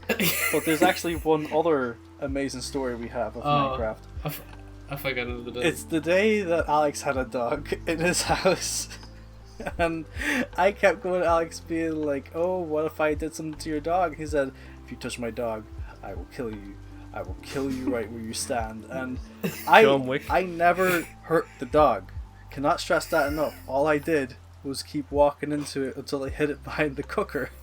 So when Alex came into the house, I was levitating in his room being like, where is he? And then Alex looked everywhere, but somehow did not notice this dog staring at him, phasing through the cooker. And I was like, he went, I'm going to go to your house, I'm going to kill every single one of your pets. And I was like, wait, no, Alex. And then this other dog just stared at Alex and looked at me like, and then I had to explain to him, look behind your cooker. And Alex said, am I going to find his collar or something? No, Alex went back and said, oh, okay. Meanwhile, he already punched like 7 of my dogs. Oh, but... but there was another moment which did involve me where all 3 of us journeyed into the Nether where we were wondering, okay, well, now this is a moment that will go down as one of the fucking best moments. Oh, sorry for swearing. Cool. But we were just doing normal things, and like I don't remember how. Like I think like whenever we did go into the bed or something, it did explode, but it didn't kill any of us. Yeah. But I was wondering, like, hang on, I'm gonna test this. So I put the bed down. Connor and David were standing there, and I went, right, 1, 2, 3, and the second I finished it, I went into the bed and I just exploded. It's just because, from my perspective, like you got these 2 beds, and I was like, what is he doing? And you're like, hold on, let me try something. And I was like, all right. He just went 3, 2, 1, and then you just jumped in the bed and just went. I was like, oh my god! Because the first time we were experiencing that was that we all set up shop in the Nether, or the Ether, whatever it's called, and we were just like, let's make a base here so we don't have to keep going in and out the portals. We had no knowledge of this whole explodey bed thing, so we all got all the stuff we needed. We went to our beds, and then the minute we went to lie in it, we got damaged, and it was a huge explosion, and we thought, oh god, there's a ghast around shooting at us. And then over time we couldn't rest, so we went back out, we slept, and nothing happened. Then we went back to our beds, we kept getting damaged. Then that's when Alex thought, no, hang on. He took materials from his house up in the real world, came back down, we found a perfect area, and it's the way your Minecraft character jumped and laid in the bed as it exploded. It's like you had a detonator on you. You just went on it and it was like stuffing went everywhere. Well, off to kill myself. Well, I'm off to kill myself. Oh, bloody. But yeah, back to my topic on like gaming and whatnot. We had other stories as well with like GTA. We would always go to the airport and have helicopter fights, which was quite the experience. And we also have. Shall we tell the heist story? Yeah, GTA 5. Oh boy. Right, me, Alex, and David, and a friend of ours at the time, we went and did this heist in GTA 5 because that was like the new thing that came out around that time. And was it when we were just finishing the heist and we were parachuting down? Yeah, we literally we were had just one about to life. finish it. And this So is we had one life left, and we were so close to finishing the heist. And then the friend that was with us at the time. Now, I think you're forgetting an important detail on that heist. Am I? Well, wait, what part? I remember the parachute part, but I don't remember But basically, during all this moment, David was dying for a poo. Oh yeah, I'm not even afraid to admit these things. I need the shit a lot of time. Everybody's got shit once in a while. Never hold it in. I learned that the hard way. Never hold it in. And then this he had to do. I can't remember which heist was it, but he had to just be so concentrated in this, and he was just like it's just good. But Yeah, like it was. I remember it was in a car, and we had to park the car somewhere. And the friend that was with us at the time didn't park the car. He kept on going back and forth, and David was just like, "Man, I'm going to explode." The one thing I love was the way Connor looks at the driver and said, "If you don't hurry up with this, I'm going to see a hand come bursting through the back of that chair, through your chest and grabbing the wheel himself. Don't test him." And I started laughing and I was like, "Stop," because everything inside me was going wrong, and I was like, "Oh God, I'm going to die." But yeah, back to the parachute incident.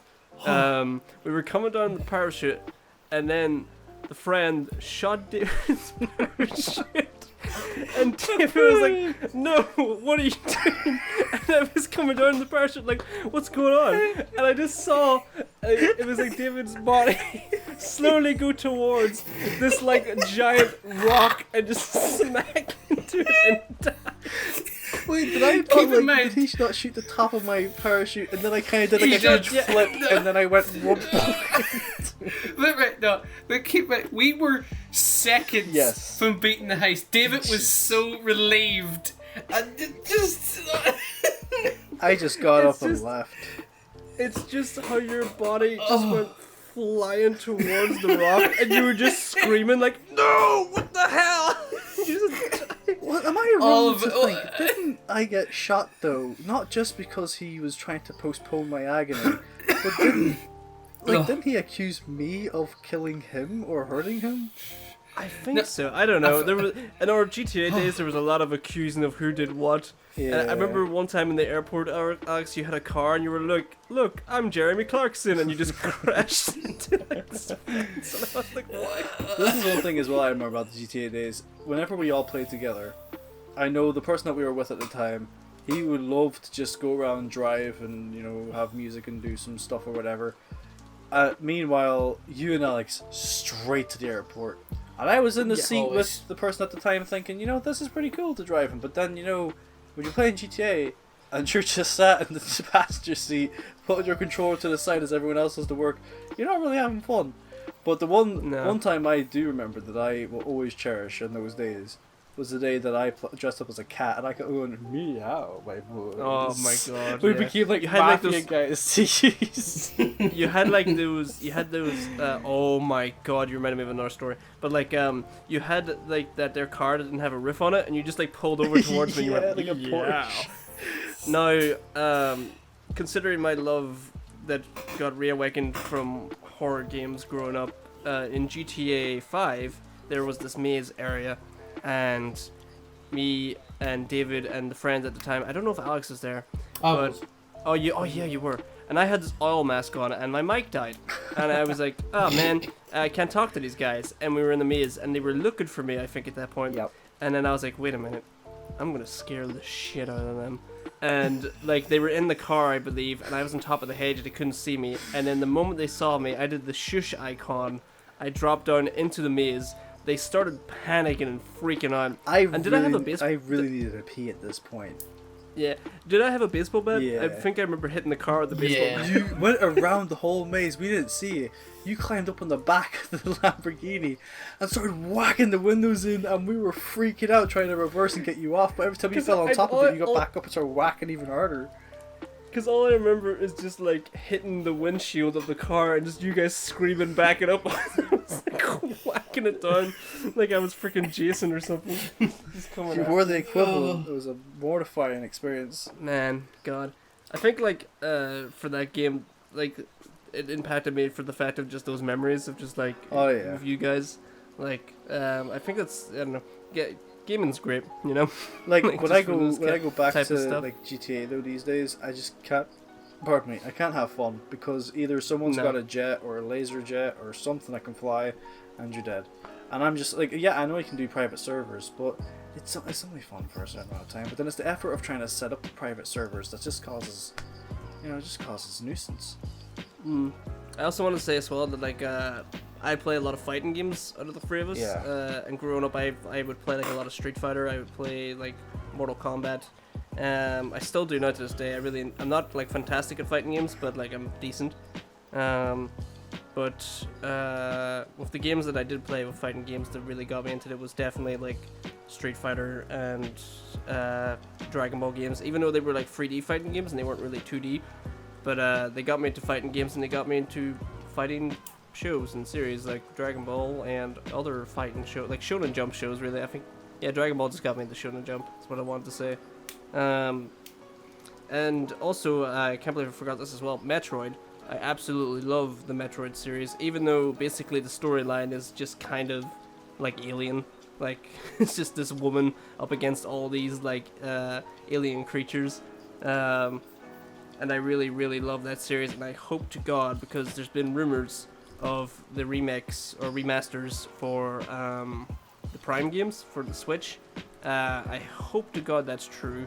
I don't think it will be though, but I really, really, God, I hope. It also dramatized me as well at one point in Super Metroid, because there was one of the bosses, it wasn't Crane, it was another one, and you kill it, and then as you run away, or you back away from it, it comes back, and it's like crawling towards you as like no, you shoot it first, I'm lying. You shoot it first, and then its skin peels off, and it's just screaming, and as a child, I was just like, this is fine, and then I went back, and then I just heard it again, and it was crawling back to me as a skeleton, and I was like, what the hell? It just freaked me out like mad. And I want to go back to the Resident Evil series as well, just for a quick bit. Like, those games were also very impactful for me. Like Jill Valentine, I think was like one of the, Samus is number one when it comes to best female characters in video games, in my opinion. Debatable. Debatable. Debatable. Oh no, yeah, it's debatable. That's why I said my opinion. But Jill Valentine's definitely a second for me. I would play so much Ori free at a friend's house whenever I could at the time. And then when I got the remake of Resident Evil 1, I played the shit out of that, and I loved it so much. It was definitely a good time, and it definitely got me into the horror genre a lot more growing up. And also Star Wars. I remember watching like I think I watched like Revenge of the Sith first when the movies came out, and then I jumbled the movies. I didn't watch them in order when I was younger, and I remember playing the Revenge of the Sith game, which I still think is pretty great to this day, to be honest. The lightsaber combat, and that's really, really good, and that really got me into the Star Wars universe, as did Battlefront 2 for the PS2. And then that would go on to the PS4, which is like the remix of Battlefront 1 and 2, which I played so much. Even though Battlefront 2 had a rocky start, just the same as No Man's Sky, but recently it got like fantastic, and sadly now it's not. Anything will be as bad as what No Man's Sky was. That's true, but like ever since I watched that video on YouTube, like the 53-minute one, I can't remember the YouTuber's name, and I apologize. Seeing both sides of the story, I was like, man, poor Sean. I like them people went through a lot, but what they produced, hats off, you did it. Yeah, you did fantastic. And they're still working on it exactly, to this day, and it's like, for free. Still it's all it's free. Like, yeah, like they're just an indie like developing company.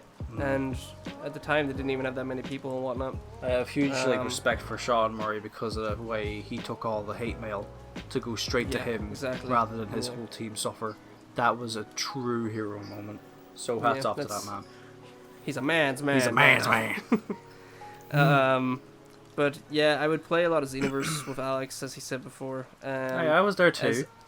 You were there too, yeah. David was there for Xenoverse 1 a lot of the time. I always stole the drops that they wanted. Yeah, David was like our third wheeler at the time. That took everything they wanted. Yeah. But then there was the time in the second one where we were so coordinated with the raid boss. It's just right, you do this, you do that. We were very we were like freaking soldiers at war. We were so tactical with it for a freaking game about people shooting key blasts out of their hands. Meanwhile, I was just sat there just spamming the same move. I remember the one night in Xenoverse 1 when we were so tired that night, and it was just because the Xenoverse 1 community was like so huge. It's still Xenoverse is a pretty huge community still at the time. But I remember that night we were all, because I was a Majin and then those guys created their own Majins, and we were just messing about with the community. We were doing poses. There was something that happened that night that had me in stitches. Oh, I think it was just because I have it as my photo on PSN, and it's just all of us looking at the camera, but like completely zoomed in. Yeah. And it killed me so bad. I don't know. I always cherish those Xenoverse days. Like, man. I do enjoy playing it. Connor has mixed. He's on it. He's just ended like me. I'll still like when the new update comes out, I'm gonna play it. But I didn't enjoy it as my first time playing it because the sequel didn't feel like a sequel to me. It kind of felt like just like an add-on. It was like, oh, here's the same story beats, kind of new stuff, and then customization, kind of new, but not completely new. Like, I felt like they should have, which is annoying because like every Dragon Ball game is like developed each year, right? Because that's what the deal Bandai had to make, and that's kind of annoying because I think a title like Xenoverse deserves more polish, and because if you're gonna do what ifs and whatnot, make it like a what if, make it crazy, go mad. Don't play it safe and have Goku be the hero. Let your character be the hero or the villain. Have choices. Do stuff like that. Anything, I think that would be fantastic. There was a moment in, I think it was the second one, where it was me and Connor just farming, and whenever Vegito did his I think he jumped. No, he did his transformation.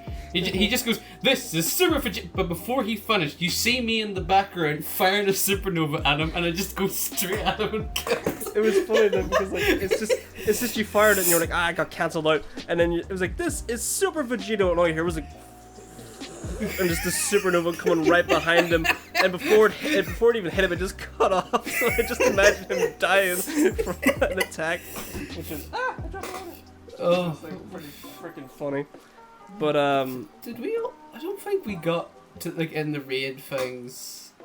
I don't think we got really. Well, actually, no, definitely. There was that point. We got angry at the raid bosses. It was the expert missions. No, it was the big raids where we were fighting Janempa. Yeah, that's the one I remember. We wanted to get his sword. And God. I was losing my temper so fast. Even though my rage made no sense, because it's a big raid fight, so it's gonna be hard. Because the raid bosses in that game, they can free shot you if you're stupid. One shot if you're not lucky. Exactly. They just deplete your stamina bar and slap your face essentially. But there's never a tenser moment where they shoot you back into portals and you're the only one standing there. And then it's like a horror movie. You're like the last survivor. You're like, shit. It's the way AI looks like, let's do this, but behind the scenes you're like, oh god. It's like that bit in Ghostbusters. He's looking right at me. He's looking right at me. But I kind of like that mechanic as well because it kind of makes you feel like I must hold off until my friends get here, and it feels like it's a very anime thing to do, but not like in the anime you don't have plot to you, so you just fucking get one shot. But man, I think it'd be really cool if the Xenoverse games later on like they kind of delve into the roles of like more RPG, so you can make your character focus on key blast, you can make your character focus on melee, you can focus your character on weapons instead of like using your fists like a martial artist. It would be, or you could be like it would be cool to have like martial arts, but like you actually surround your fisting key, and like you yeah, can, like Yeah. even something crazy like that, like Mace Windu in the animated Clone Wars where he's using the Yeah. Force to punch people. Like I want that. And also, people at Xenoverse, please put all of the animations from Dragon Ball Legends into Xenoverse Free. God, yeah, like if they put as much detail into the animations and the intros and outros as they did in Legends and Xenoverse, I'd be happy. Also, a very, very, very, very annoying like little picky thing for me. Make our hairs stand up when we go Super Saiyan, for the love of God. Also, fix the tails. Give us tails options, please. Like, He's got a point. yeah, It's come from a guy who's that's no my. Dragon Ball. Yeah, that's mainly like my pet peeve about the tails don't move, or like the Saiyans don't come with tails, like just Yeah, automatically. like there should be like an option for that. Also, like if I would love it, like because we would always discuss online on party chats sometimes about Xenoverse Free and what we would do and what we would add to it. Like, and people say sometimes it'd be hard for modules to get transformations. I'm like, no, you could like just have them like hold their head and they go like, ooh, and then they turn into an evil version of themselves or whatever, where they're either super buff, lanky, tiny, and you could customize that transformation. I don't know how that would work when making the game because I haven't made a game myself, but And I think that would be really cool. Definitely give Frieza's race every form. Yes. And also give the Namekians something else rather than just Yes, giants. please, God. Also, Like Mechans, I feel so bad for Mechans and the other races. Humans. Sorry, go on. a few more races. Give us like give us Yeah. more options here. There's free races. Yeah, there's the Kais. There's the there's demons, human. and then Oh, you're talking about ones that aren't there. Sorry. yeah, like the ones Yeah, that like because right now we currently have Saiyans, Majins, Namekians. Freezes, and the Namekians. But like if you've seen Dragon Ball Heroes, they have like Kais, demons, androids. It's like, can we get these boys? Yeah, Please? because let's talk about Alex. Let's talk about fusions. Oh my god, the Like fusions. what a that. I feel like that because as I said before, I played a ton of Dragon Ball games and I felt like I got a pounce. I just got burnt out. But when Dragon Ball Fusions came along, I was like, okay, I'll play this. And when I played it, it kind of revigorated my love for Dragon Ball games again because it felt like the most Dragon Ball-ish story, and I loved it. And it was original, and it wasn't like you were replaying the story over and over and over and over again. And like it was just fun and wacky, and the chibi designs were great. And you could just fuse with people. Like you could have Guinea and Tawa fuse. Like nobody wanted that, but it happened. It was great. Like there's Goku Black and Broly. Yeah, I know. Like it's crazy, and like I would love if that game got a sequel. Like I would kill for a sequel of on that the game. Switch. Oh Yeah. please. But God. what was that? Like it's what Xenoverse should have been. Just insane. Yeah, it should have just been like whatever. Like you fight the Pilaf gang, sure, fight the Pilaf gang or whatever. Or like Bardock and Goku fusion together, sure, why not? Frieza, Pinnage and Cell and all those other people fusing into a giant golden great ape thing. Yeah, do it. like it's freaking great, and the music's fantastic. And Just want to apologize to any sounds that you're hearing that are unpleasant. Had to close my window. People started screaming because they're having some weird party bullshit. Had to put on my fan so you heard a creaking noise of that, and I had to push my mic back so I wasn't going to blow it out. Apologies. Order 66 is happening. I wish, because then it'd be Also, silent.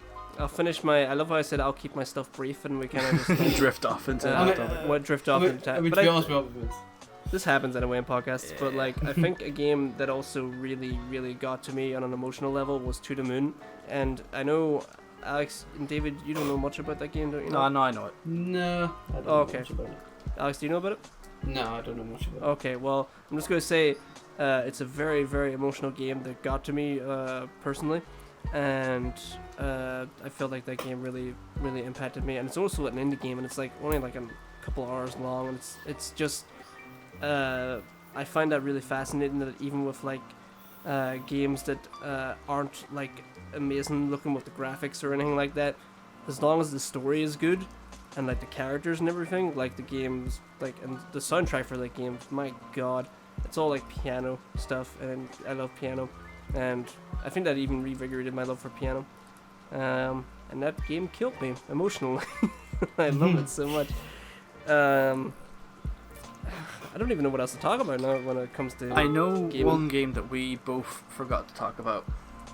What's that? The Spider-Man PS4 game. I'm disappointed in myself for missing that out because I adore the Spider-Man PS4. Oh, I talked about Spider-Man. He's my favorite boy. But the Spider-Man PS4 game, me and Connor adore it just because of the fact that you're not just starting off with the whole Uncle Ben and seeing that.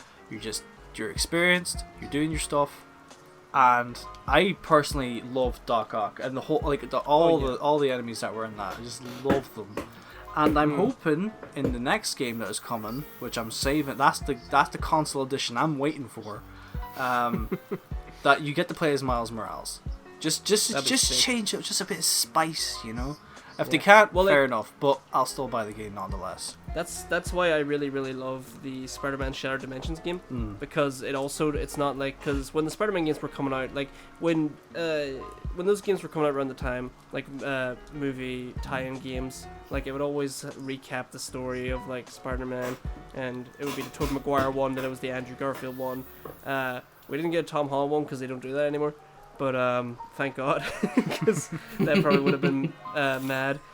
But like the Spider-Man Shattered Dimensions game was just like, you already know Spider-Man, like whatever. Oh, here's another Spider-Man from the Noir, and it's black and white, and it's completely different. Here's a Spider-Man from 2099, and he's from the future, and it's crazy. And then there's always it's not really too much of a difference, but it's the Ultimate Spider-Man, but he has the symbiote just attached to him the whole time, and you can go completely berserk with it, and it's awesome. And they also brought back the voice actors from different Spider-Man series, like Josh Keaton from the Spectacular one, and then there was the one from the Amazing Spider-Man and Friends series, I think, for $29.99, and then there was I'm forgetting his name, Neil Patrick Harris, who played in the animated Spider-Man 3D one, which is very underrated, but that's my opinion. Yeah, no, Spider-Man PS4, if you haven't bought it yet and you like Spider-Man, what are you doing? Yeah, like this game is fantastic. You will not It's regret the it. best- If you do regret it's it, I the- don't want to be your friend. It is the best Spider-Man game you will ever play, like feel like hands that's- down. Voice I feel like that's acting. an attack on me as well. No, that's the thing. Well, I mean, like- you're actually open to trying it. That's the thing. Yeah, That's why you're okay. like- Well, like at the same And- time, Alex, you're not really big on Spider-Man. You're just like, yeah, Look, whatever. I'm kind of back with it, but there is also a thing that these two are hiding Yeah. in that game, and I really want to know what the hell have you it not been is. spoiled about it? Because I'm surprised if you haven't been spoiled already. Yeah, you usually find the spoilers yourself, and you're like, I saw this today, and I'm like, Alex, come on. No, well, like obviously, like stuff that, like happened else, like obviously Doc Ock and stuff, but I've never seen the ending Okay. or whatever. Here's a topic for you guys. What is like the most scariest game you've ever played? Ooh. Well, if we're gonna just cut out PT, because that is terrifying. That game, obviously everyone's gonna say that game has so much potential, and I'm just gonna say it as well. And it was a shame that it got cancelled because it was Silent Hill, and I'm just like, I'm trying, like, But- I I mean- know that game literally had me just petrified from the get-go, but I'm trying to see if there Yeah. was any other game. Well, like, I think you didn't- maybe, like, I'd say probably Alien Isolation, because that was, okay, or was that before? No, I had PT first, then I had Alien Isolation. But because I put Alien Isolation up there because it was a full game, I had to go through all of it from the start to finish. But when it comes to pure horror, where you're on ease constantly, PT wins that one because you do get breaks from the alien. how do you feel as well about the Evil Within? Oh god, Evil Within 2 was terrifying for the ghost lady. Yeah, Oh, There was- never again. And Laura. Like I don't know. Wait, did we upload? Oh no, we did. We- Oh no, we didn't. we didn't upload the Evil Within stuff, so we didn't. Wasn't But that there broken? was So we just kind of Yeah. left it. there was a moment where we were doing a wee thing on it, and David did, like, you hear the ghost lady, and the second I heard it, I just got Darby Gill flashbacks. I will never forget your face when I looked at you. You looked at me like Yeah. you looked at me Alex, like the guy from The Mummy, where he's covered in locusts, going, "What have we done?" Alex is basically turned into Darby O'Gill from the fucking movie. Like, look at us. Let's see. Also, plug to Alex's video where he talks about his horror movie traumas. But if cause the only like horror one, like the one I played like just by myself, there was the Fear games, which I was about are to say that all to you as well. They were scary. oh yeah, they're all so fucking great. It's just oh. Well, I've the 2nd one never actually played it myself, and I want to at some point when I can. there is a bit like the first one. I don't think it was that. No, it wasn't. Well, there's a couple of good moments, but in the second one, which actually stopped me playing it for a good while, it was near the start where you just come out of this pool, and just a quiet wee area. This big room you're in. It's like you get to see out in the city, and you don't hear anything. Then you turn round, and staring at you right in the face is just Alma just walking up to you and not even saying anything. I mean, she disappears. And at that point, I just screamed. My mom was like, you okay? She's like, no. Oh, here's a fun fact for you. When I actually went to go buy that game in Asda before this pandemic happened, I was 19 years old, and keep in mind I was 6'1" at this point, and I went upstairs and I grabbed Fear 3, I believe it was. Went downstairs. This is with my own money, and I was like, you know, I'm gonna get this for myself. Went down the self-checkout, and there was a tag in it, and I went to the woman, listen, this thing is a tag, could you get that out for me, please? And she said, of course, do you have any ID on you? And I was like, no, why? And she was like, well, and she just threw it into this, like, tray thing, and I wasn't allowed to have it, and I was just like, did you literally just do that? You don't even play games? What? Look at me, this is the first time I've had an issue, and then I went to my mum, and I was like, so, yeah, she'll let me have it. My mum then grabbed it and then bought it anyway. And then I was like, well, here's the money back. But my mum just was like sitting there going like, it's just a goddamn game. And she was like, what's it about? And I was like, ghosts and shooting stuff. She was like, well, you're hardly going to start doing paranormal hooboo-juboo. And I was like, that's true. That's true, but like it's just like their store policy. Like if a game first time they ever done that though. Yeah, well, I mean, to you. I mean, to other kids, like, fair enough, there could have been, like, other kids that were younger than me, and they could have GTA. Not a bother. Oh, that was a bother for me sometimes. Actually, not all the time. When Extravision was a thing, rest in peace, Extravision. Oh, but, like, I would be able to rent GTA 4, I think, and, like, the guy was fine with it, but he gave me this weird look as if to say, and then he kind of just gave me the look like, you remind me of me when I was younger. Here we go. I remember the day that we all went to Extravision, and the woman Wendy was working there, and then you went up to her and you were about to ask for a game. She's all, so you're 18, are you? And you're all, yes. But you like lifted your eyebrows like, of course I am. And she went like, here you go, and give you your receipt, and you're all, thank you. And then I was sitting there like, oh my god. And she just like looked at me like, sweet fucking Christ. Yeah, but inside my heart I was like, oh fuck. Oh, do you remember the day that we went to game? And it was like me, you and Alex, and we were getting Elder Scrolls Online. Like, listen to those words carefully, folks. Elder Scrolls Online. Right, there's nothing bad about that. Me, Connor, Connor goes up, gets it, no ID, no nothing, sorted.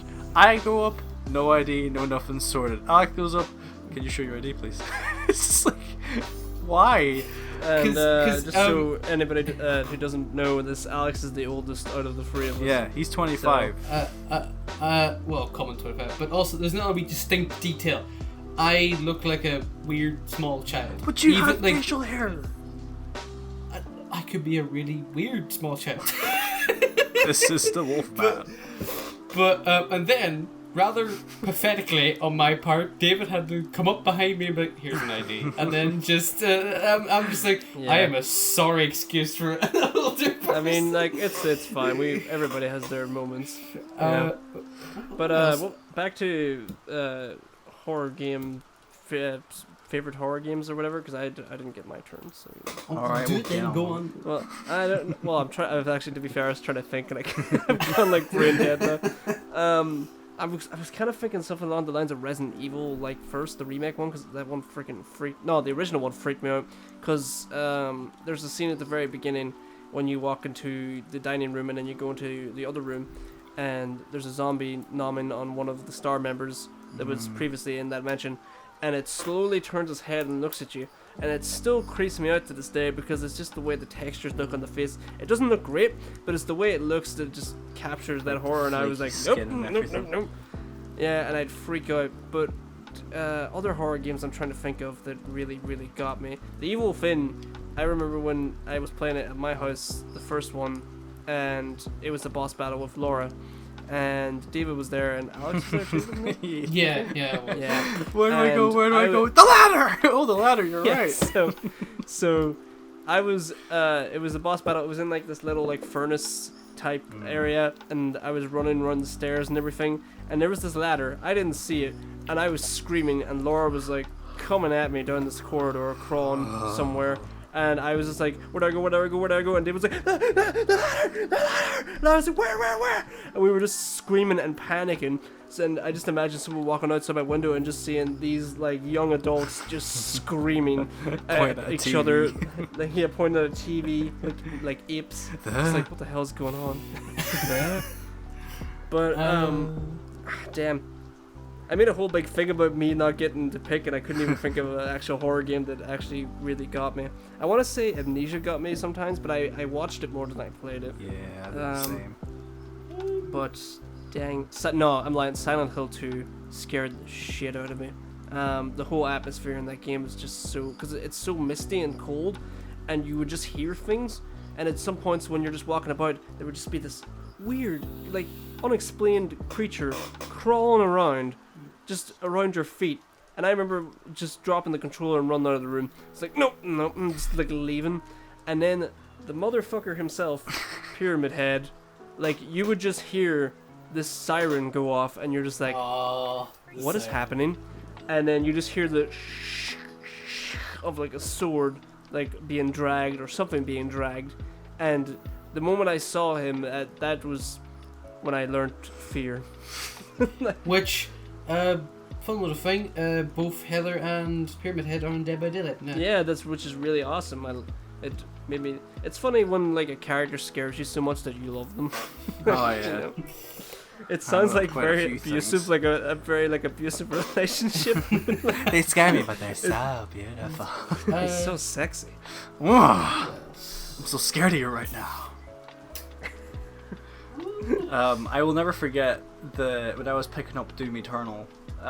It's definitely going to go down as the weirdest way I've ever had to go and collect the game, because I had to go in with a face mask on, gloves on, like freaking bottles of hand sanitizer, and I love how I walk into this building. Like, now, just keep in mind, I wear steel-toe cap boots, baggy jeans, baggy hoodies, and like a trucker hat.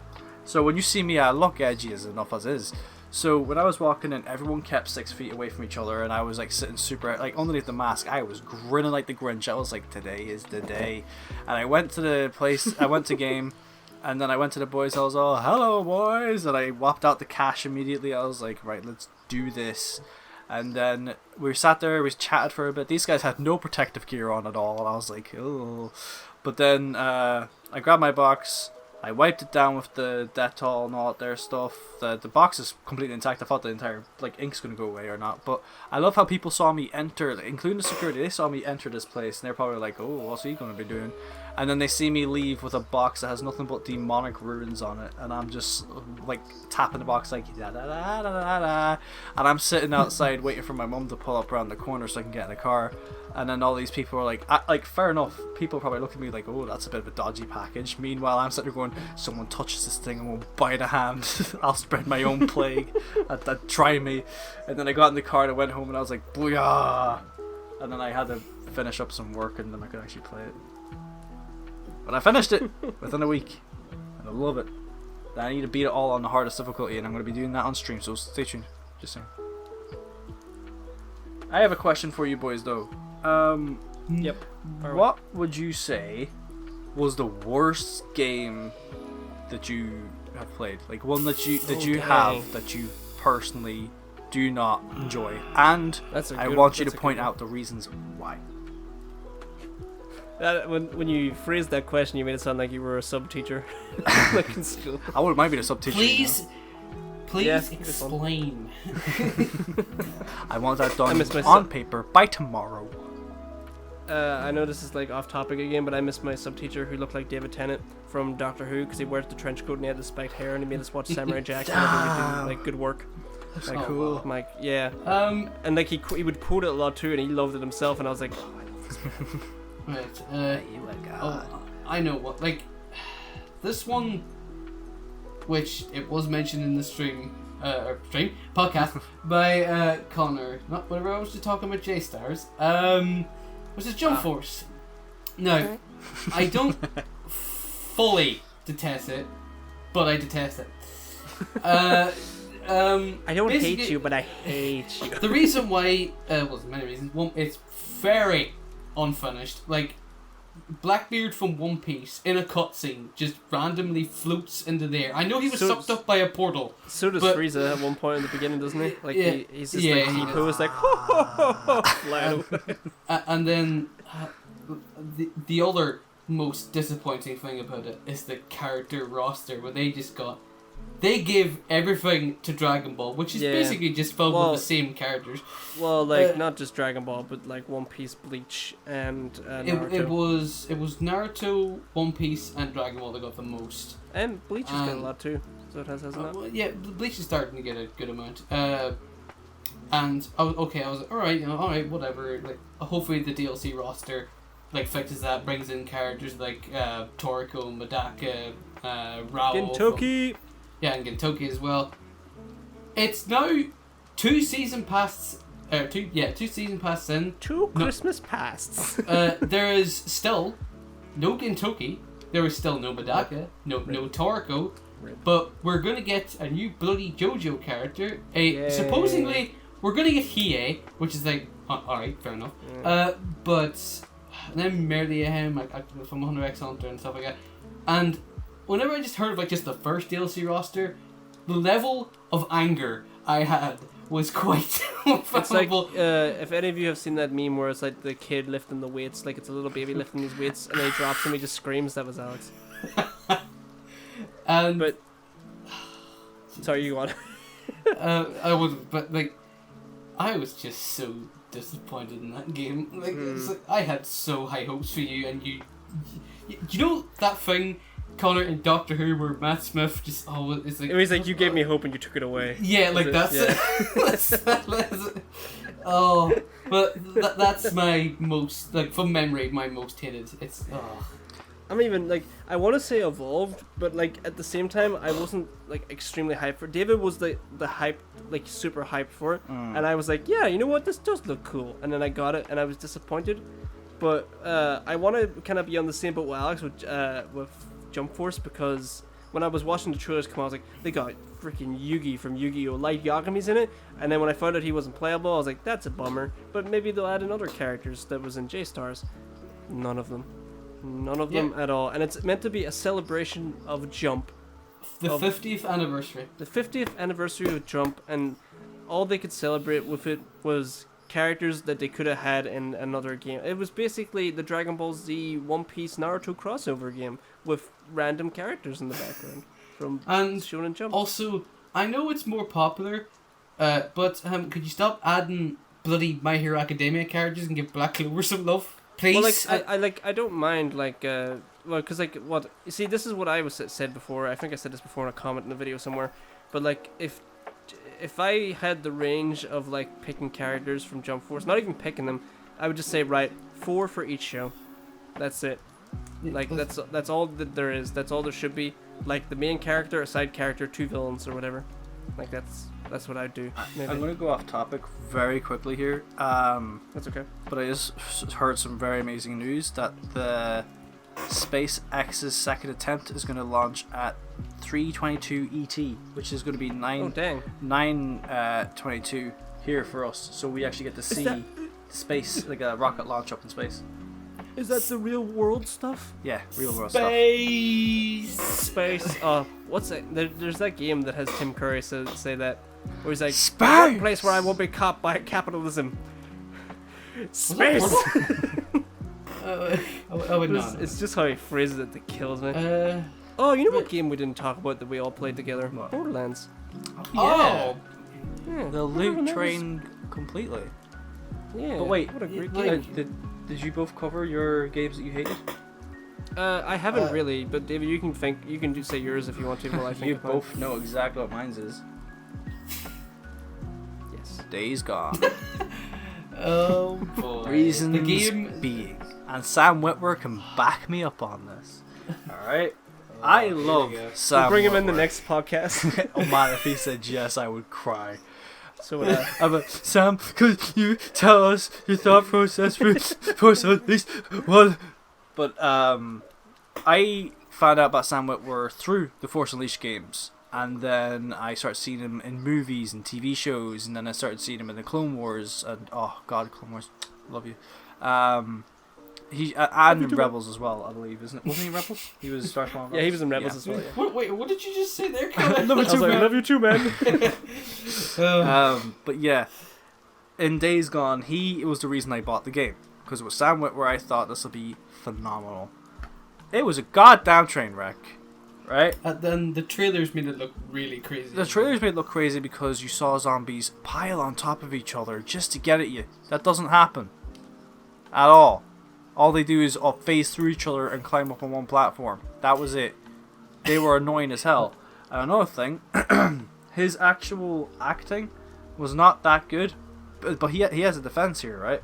I didn't know whether he was just not feeling it for the game, or he was meant to be a certain character that he just didn't suit.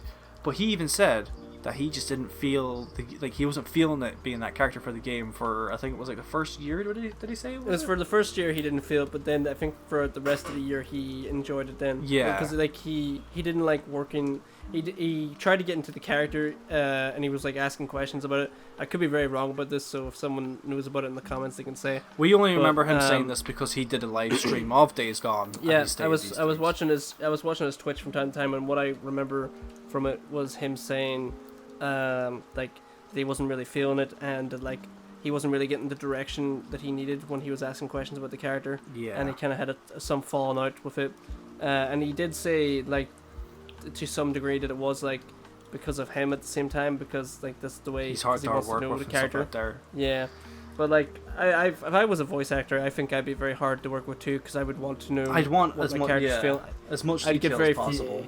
I would just get like very frustrated because I'd be like, I want to get this perfect. I want people to enjoy this character, and But I I don't want to mess up. like he said as well, that's his image going out there. That's him. Yeah, exactly. He wants Yeah, that's his he face wants on the that box to art. actually be something that people can look at and be like, that was a good performance, not just like, oh look, here's my face, here's my acting, job done. That's not what the role is. If you're not going to enjoy No. it, don't do it. Yeah.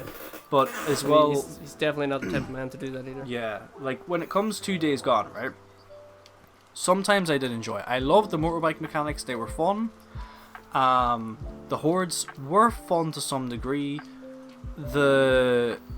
I don't know if this was an issue with the game or with the console, because I have the original PS4. So when it came to certain cutscenes, their faces didn't render, so they looked like the clones from the Doctor Who episode, where they're just smooth. All right, it was not okay. It kept throwing me off. Pizza. But then as well, the acting just felt so crap. Like it really did. And I'm not trying to say this as in a way of like those actors are horrible actors. That's not the case at all. Because I know the faces to other things they've been in, and they are good actors. But it's just this whole game was just not ready for release. And fun thing is, when they talked about the game, they're hyping up being like, this is going to be one of the most amazing open world games out there. All they showed, remember, is just the motorbike. They didn't show nothing else. They kept showing you run around on your motorbike. They never showed you any cutscenes or anything. And the script was, you don't even have to be a mystic to find out what's going to happen next. It's just there. You just know. You've seen it on The Walking Dead. You've seen it in any zombie movie. You know what's going to happen. Like, that is it. And I thought, with the bears, oh my god, I'm going to see a zombie bear and I'm going to get my head ripped off. No, here's how you beat a bear. Climb on top of a goddamn bin and shoot it. That is it. And then the bear will run away, you jump down, bear comes back at you, you go back up in the bin, you shoot it constantly then. That is it. I just think of that video where it's like, it's the guy that opens his door and he's like, hey, get the fuck off my property! And the bear like runs away. Oh no, do you remember when There it was all, was- raw, you fuck off! There was a moment that I think, David sent to the two of us, where it was like a crow and a house just flying in the house. Oh, that's so... But back to disappointed game. I think the one I will pick is Evolved. Like, I think that's the one. That's fair. Because I remember buying. I think I bought the. We bought the same one that we did. We bought the same one that you did. Yeah, where they had like the really cool case on it. Yeah. And when I played it, like for like the hour or two that I did play it with the guys, I was just sitting here being like, man, like most of the game is just like kind of looking about for something, shooting it for a while, and then it runs away again. Yeah. And I like. I don't hate that mechanic because whenever I played the beta of like Monster Hunter World with the guys, I enjoyed it. But I think that's because there's so much diversity in that game compared to Evolved. And I felt like at the same time, I don't know, it just like the whole premise of it sounded cool, but like I think the execution for me didn't really work out. It is very repetitive, though. I can agree with you on that. Yeah, it's the repetitiveness as well, and there's really nothing to gain from it either. No. Like you just you get like I think you get like a couple of weapon upgrades. That's it. All you get compared is to, like, actually something- just like a perk for your character, and that's it. But you Yeah, can only have which- like 3 which is- perks on at a time, so it was pointless. I feel like that game needed like it did have updates. I remember they added like a couple of characters, like new They characters. they did something that was very cheeky. They the edition that me and the guys got was had a season pass with it, and we were super excited for that. And then when the season pass came out, we were like, okay, that's good. You know, this game is like, when we got the season pass, that was it. There was no story. It was just another map, new monster, one new map, one new monster, and then like one new character per category.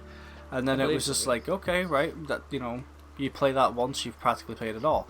And then they were cheeky enough to go, season pass 2, which is another new monster and a new group of people, and that's all they've done. And I'm just sat there like that is a kick in the teeth, really. Just sitting there being like, now here's another season. You shouldn't ever ask for a season pass 2. It should just be one season pass that covers a lot. That's just another my like little like disappointment that I had as well. And don't eat me on this, Alex, like because I will. I'm not gonna beat it like a dead horse or anything. It's just that Xenoverse 2 was like a slight disappointment for me as well. You did say that. I did, yeah, and I did say that before in the podcast where like it just didn't feel like a sequel to me, and I just wanted a lot more from that game, like because I thought they would just add in like more races and everything else, and they made the combat slightly better, but like the camera work sometimes would be a bit mad. Even the way the animations for like I feel like I'm so cheated now because like I feel like I've been spoiled basically because of how Fighters looks and how even though Kakarot, like I know Alex you don't really enjoy Kakarot that much, like, and a lot of people have their mixed opinions about it. I enjoyed it, like the story mode like wasn't that great, even though like the cutscenes for some of them look fantastic, but the after the story mode, that's when I really enjoyed that game, like flying about and having a team. And it actually felt like an RPG that way then. And like the way the supers look in that game look nice compared to like Xenoverse. And I feel like if they do make it Xenoverse free, I have those expectations for it, but they're very, very lowered because of how much time they have on those games. And I have to always remember that too, because I can't just sit here like a spoiled child expecting masterpiece after masterpiece when that's never the case with video games. There's another game that I feel was just not given a chance. Friday the 13th. Oh yeah. It's a very good game. That game, when I heard about that, I was so happy because I love horrors. I love Evil Dead. I love Nightmare on Elm Street. Friday the 13th. Just I love horror. So when I heard that there was going to be a Friday the 13th game, I thought, yes, get to just play as Jason. Like, fair enough, it's similar to Evolve, but the map feels a lot bigger and there's a lot more going on. But when you played it, the first time I played it, finding a match was hard, right? Yes. But then no one knew how to cheat the game, so it was pretty even. You know, you play as I almost call him Freddy. You play as Jason. You hunt down these kids. You kill them. Job done. And then some can escape, and that's the joy of it though, because when you got to escape, like that's the thing that I prefer Friday 13th over Dead by Daylight, because Dead by Daylight, for me personally, I'm not going to hate on the game hugely because it's a fantastic, like, pulling in different things and putting them in. But just when you're playing Survivor, it's just generators, hide. Generators, hide. Kind of don't like that. That's why I prefer Friday 13th, because it was like, you have to explore the map. You have to find either something for a generator to call in the police, and then you have to wait out the clock, then you have to get out of there, or you can find pieces to a boat, build the boat, get the hell out of there, and then you're safe. Or find pieces for a car, build the car, get out. But you were never guaranteed a win when you were a survivor. You're never guaranteed a win as a survivor in Dead by Daylight either, but like with Dead by Daylight, they kind of win because you can't really cheat the game. It's just, if you're a killer, you have to look. That's it. If you don't look, that's your fault if they win. If you're playing Friday 13th, though, if you want to outlast Jason, you just need to jump in and out of a window repeatedly until the timer runs out, and then get out. That's it. It's a peeve of mine. And then the lawsuit happened, which made it even worse. Yeah, that sucked. But you know what's really, really funny? As you were saying, look around the map and everything, all I could think about for some reason was Naughty Bear. Like that game where you just play as a bear, just kill the other ones, looking around for them and all. Like, that was a fun little game was a good for game. what it was. Like, that was Friday 13th before Friday 13th. I remember whenever, because I would constantly, growing up after primary school, whenever money I had, I would buy like a game magazine and always keep up to date with what games were coming up. And when I saw this, I was like, this is basically GTA, but you're a bear. I was like, oh my god. And then like you had this like cliche British actor like narrating naughty, over that's everything naughty. you did. Yeah, it's just like, what are you going to do at the party today? A knife? Like, it's bear, you're so mad. naughty. Yeah, I love how they knew what type of game they were making and like what they were poking fun at. And it was a lot of fun. There was a lot of cool like unlockable skins for that game and whatnot. There was like a Chucky kind of themed one. But now that we talked about like what was the most disappointing game, what was the most like game that got you so hyped and it lived to that hype? The thing that jumps straight to my brain is definitely Spider-Man. Yeah, I was thinking Spider-Man as well, but like at the same time I was also thinking Elder Scrolls Skyrim. So it was for me. Skyrim, it's kind of weird for Skyrim for me because like I enjoy, like, I'm not gonna hate the game, so it's not like shit in any way of the word. Like, it's a fantastic game for what it is. It's huge. Like, there's so much to do. But when it comes gigantic, like, oh god, massive. But like, with Spider-Man, we were constantly on that thing like a hawk. Like, the second you found out something on Twitter, you'd be sending it immediately. We'd always be on the loop. That's the thing too. Like, I'd be sending us stuff, but we were also like, no spoilers. we said no spoilers, gameplay, but we also were sitting there and we kept worrying about like, please do not mess up at all. Don't be an amazing Spider-Man 2. It literally turned out better than we expected. I think it's because of the fact as well that it was an actual full complete game, and like around the times of like modern gaming now, you don't really get that. No, you don't get like the full complete game. You just get DLC. Fair enough, Spider-Man PS4 did have DLC, but the game was gold. It was complete. Yeah. There was barely any bugs. There was a couple of bugs, super slight, but the worst bug I had was when I actually recorded it, and trust me, don't even try watching my Spider-Man playthroughs. The Elgato hated it. The Elgato hated me. And thank you, Connor, for supporting. But I don't know how you went through it. But the whole the one big bug that pulled away from me, but I saw it through the trailers anyway, so I didn't really care that much, was spoilers in advance. The bit where Spider-Man's getting just beaten up by Rhino, Electro, Scorpion, and I feel like the Sinister Six, just basically. Yeah. Well, who was the other? Vulture. Martin Lee was there. Yeah. As well. And Martin Lee. And then Doc Ock comes up, and then he's like, "Yes, it's me, Peter." The whole audio disappeared. Like, when I had headphones in, even on my capture, the game audio did not exist. And then to the cutscene that I didn't see before, the first time I got to witness it was with no audio, and my heart was just shattered. I was like, oh, because I remember watching. I was excited to see your reaction. Yeah, to it. And then like the audio went off, and you were like, "What?" Yeah, I was just heartbroken because like the one thing I will say about the whole Spider-Man game is that the voice acting is Oh, it's phenomenal. Like, it's unbelievable, fantastic. just fantastic. Yuri Lowenthal is like he plays Sasuke in Naruto. Like you never expect him to be Spider-Man, and he's so good. But we gotta talk about the most devastating thing about that game: puddles. The puddles. The puddles? We were like, oh, was it again like the puddles got taken out or something at one point? Yes. Oh, that's right. Oh yeah, I my remember God, I that. can't Yeah, believe that was stupid. We turned that into, well, Alex actually turned that into a huge joke. He said, like, we had no clue about this. Alex found this out. He said to us that they had to patch the game and remove the puddles because for a reason we don't even know. Apparently someone had like a complaint about it, and then Alex went, we just lost something extremely important about Spider-Man, and me and Carl were like, whoa, what was it? And he was like, puddles have been removed. And then we looked at it, and then we noticed, and I was like, oh my God, they did actually remove the puddles. And I wonder it if it's changed because, like, people everything. thought.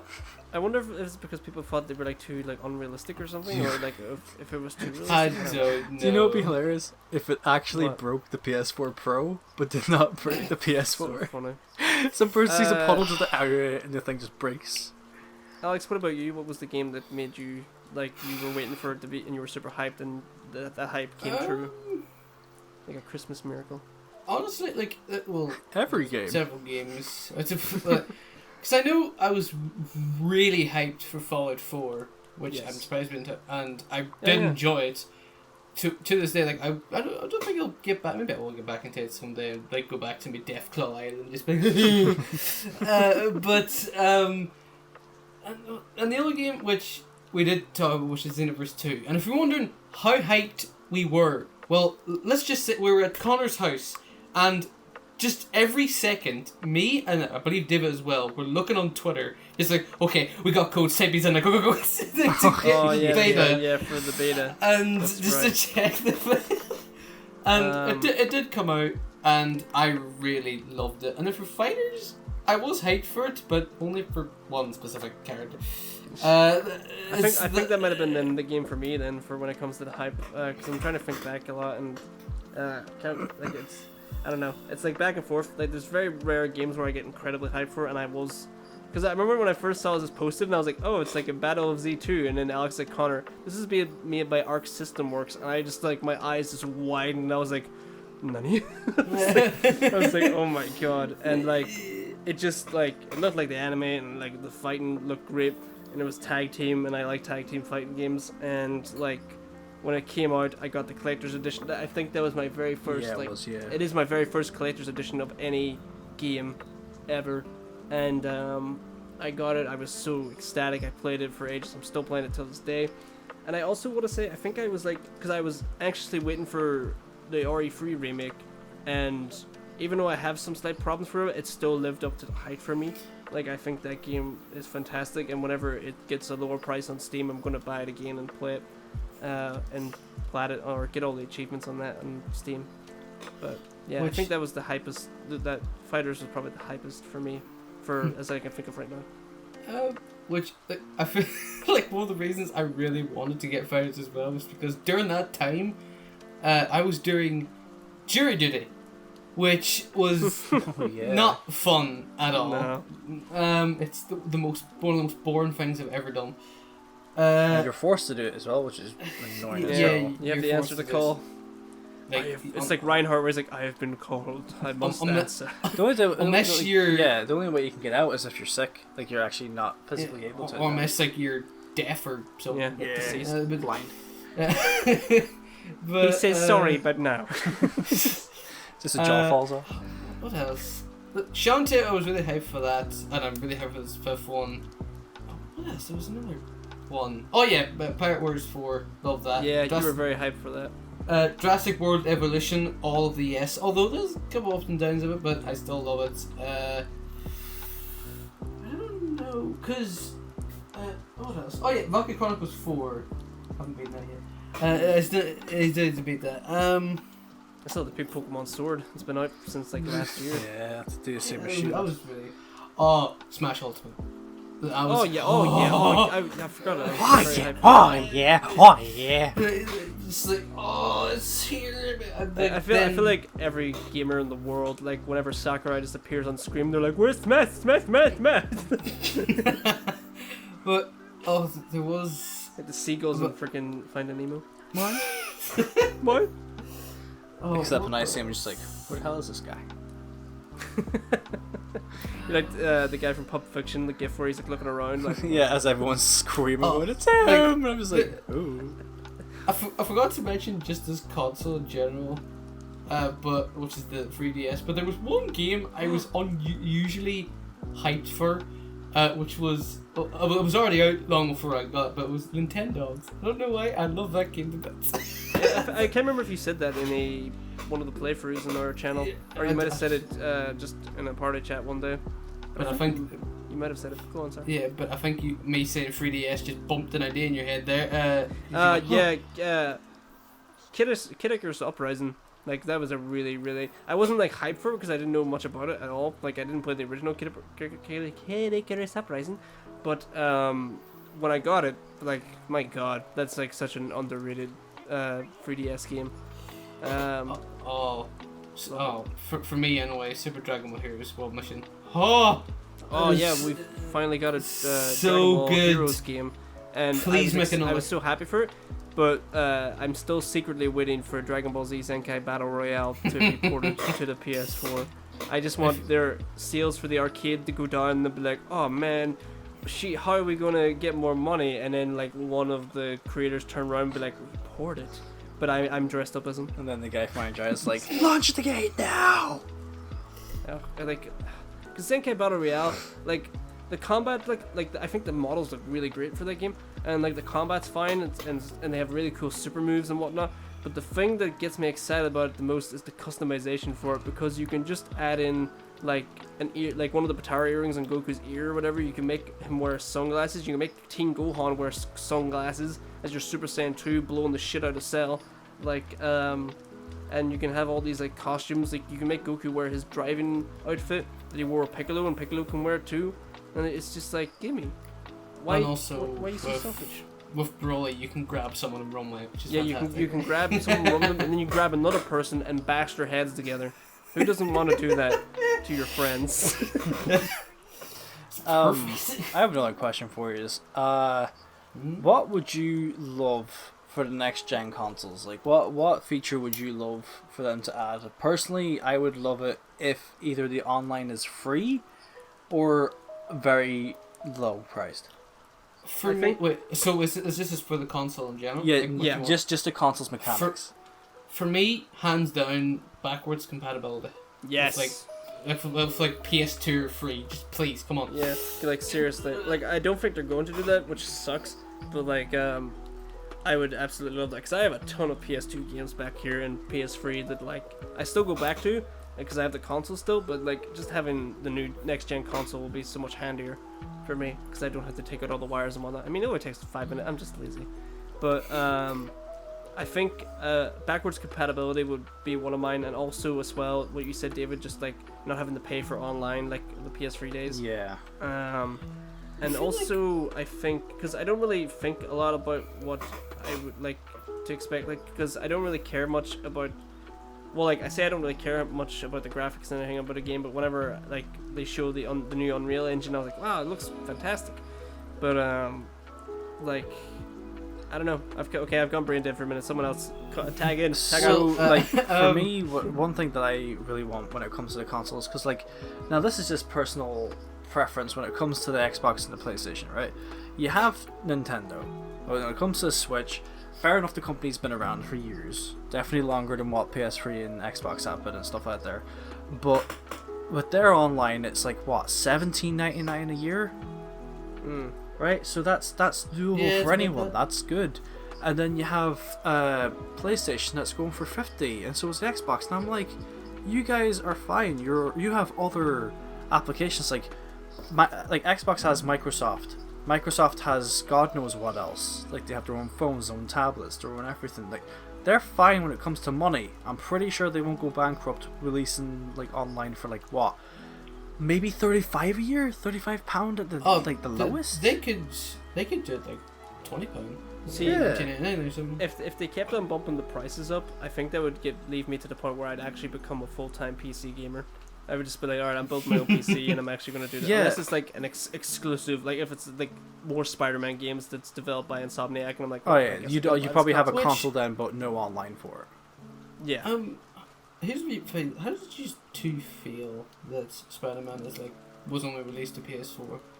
I didn't I'm mind fine because with I had that. PS4. Yeah, I that's why I buy Yeah, every like, console that there comes out.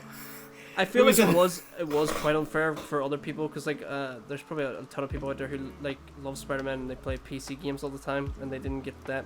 Seeing mods of that game would be hilarious. Just a Venom one, you just know that would happen instantly.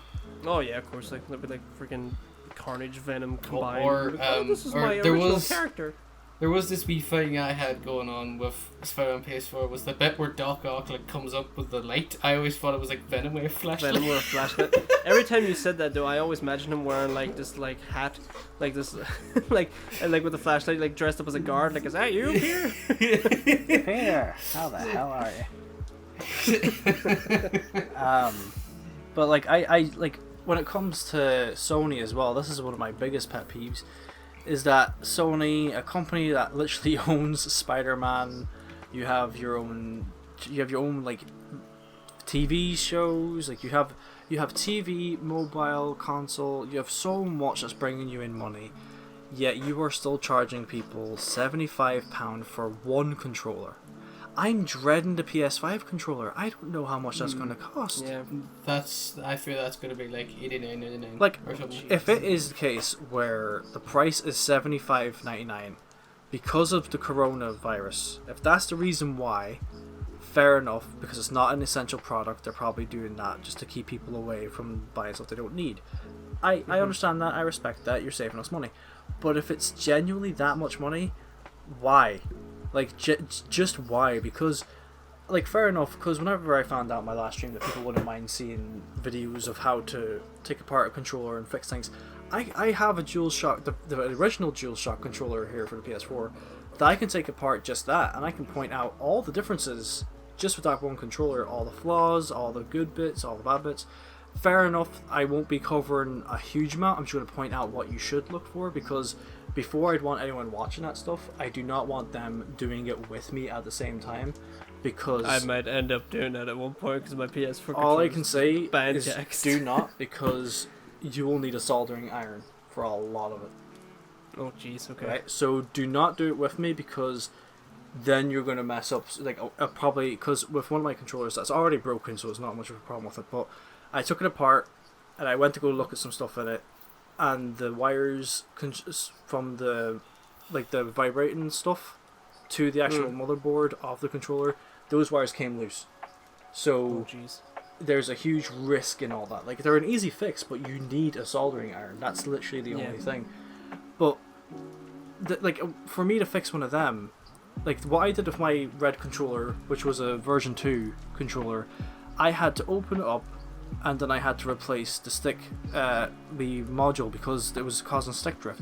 Now what you have to do for that is you have to get a soldering iron, you have to melt the thing, you have to pull it out, and then you have to like sand off the other bits, well not sand but polish it off, and then you have to put in the new one, solder that there, polish it up, make sure it's all clean, and then put it in. But there is the chance of that breaking, like that could fry your circuit board, so there is luck based basically.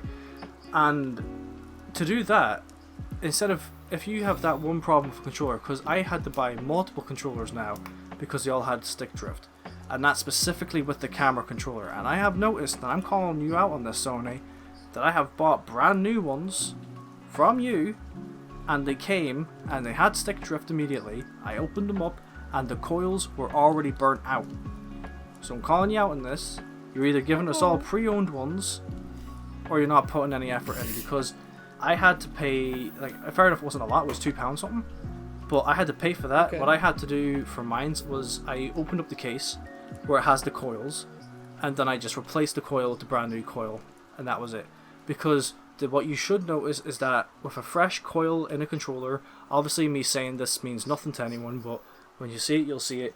The coil for your cameras or walking sticks on a controller, they should be as clean as a mirror. Just you see your reflection. If they are at all burnt or discolored, that is damaged, and they should not be damaged out of the box. It should only be damaged when it's been used for a year, excessively. So if anyone comes to you and goes like, "Oh no, that's common," bullshit.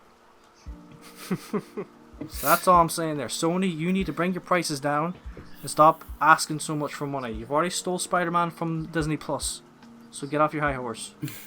Here's a little question. What would like is your most like gaming travesties, like breaking something like say like a controller? Because mine's whenever I had a PSP, whenever I was in primary school, no, I was in high school. Whenever I came back, and all I seen was my beloved PSP just in pieces. Oh And God. the reason why was because one of my brothers grabbed onto it and dropped it.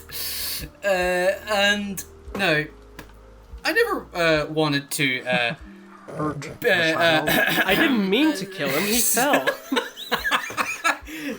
Don't worry, I didn't attack my brother. I kind of wish I did. But I'll wait you. But then about like 8 years, 4 years, somewhere down How the long line. did I kill him? Oh. No, but I was like during the ending years of high school where you two know this guy. I think it was what's his name? The guy that like kind of he works in Strabane and he like hits like the Edna. Oh, Edna. yeah, and Classic man. there was Shit a out of it PSP you hovering there, which I could afford. And I was like, okay, I'll get that.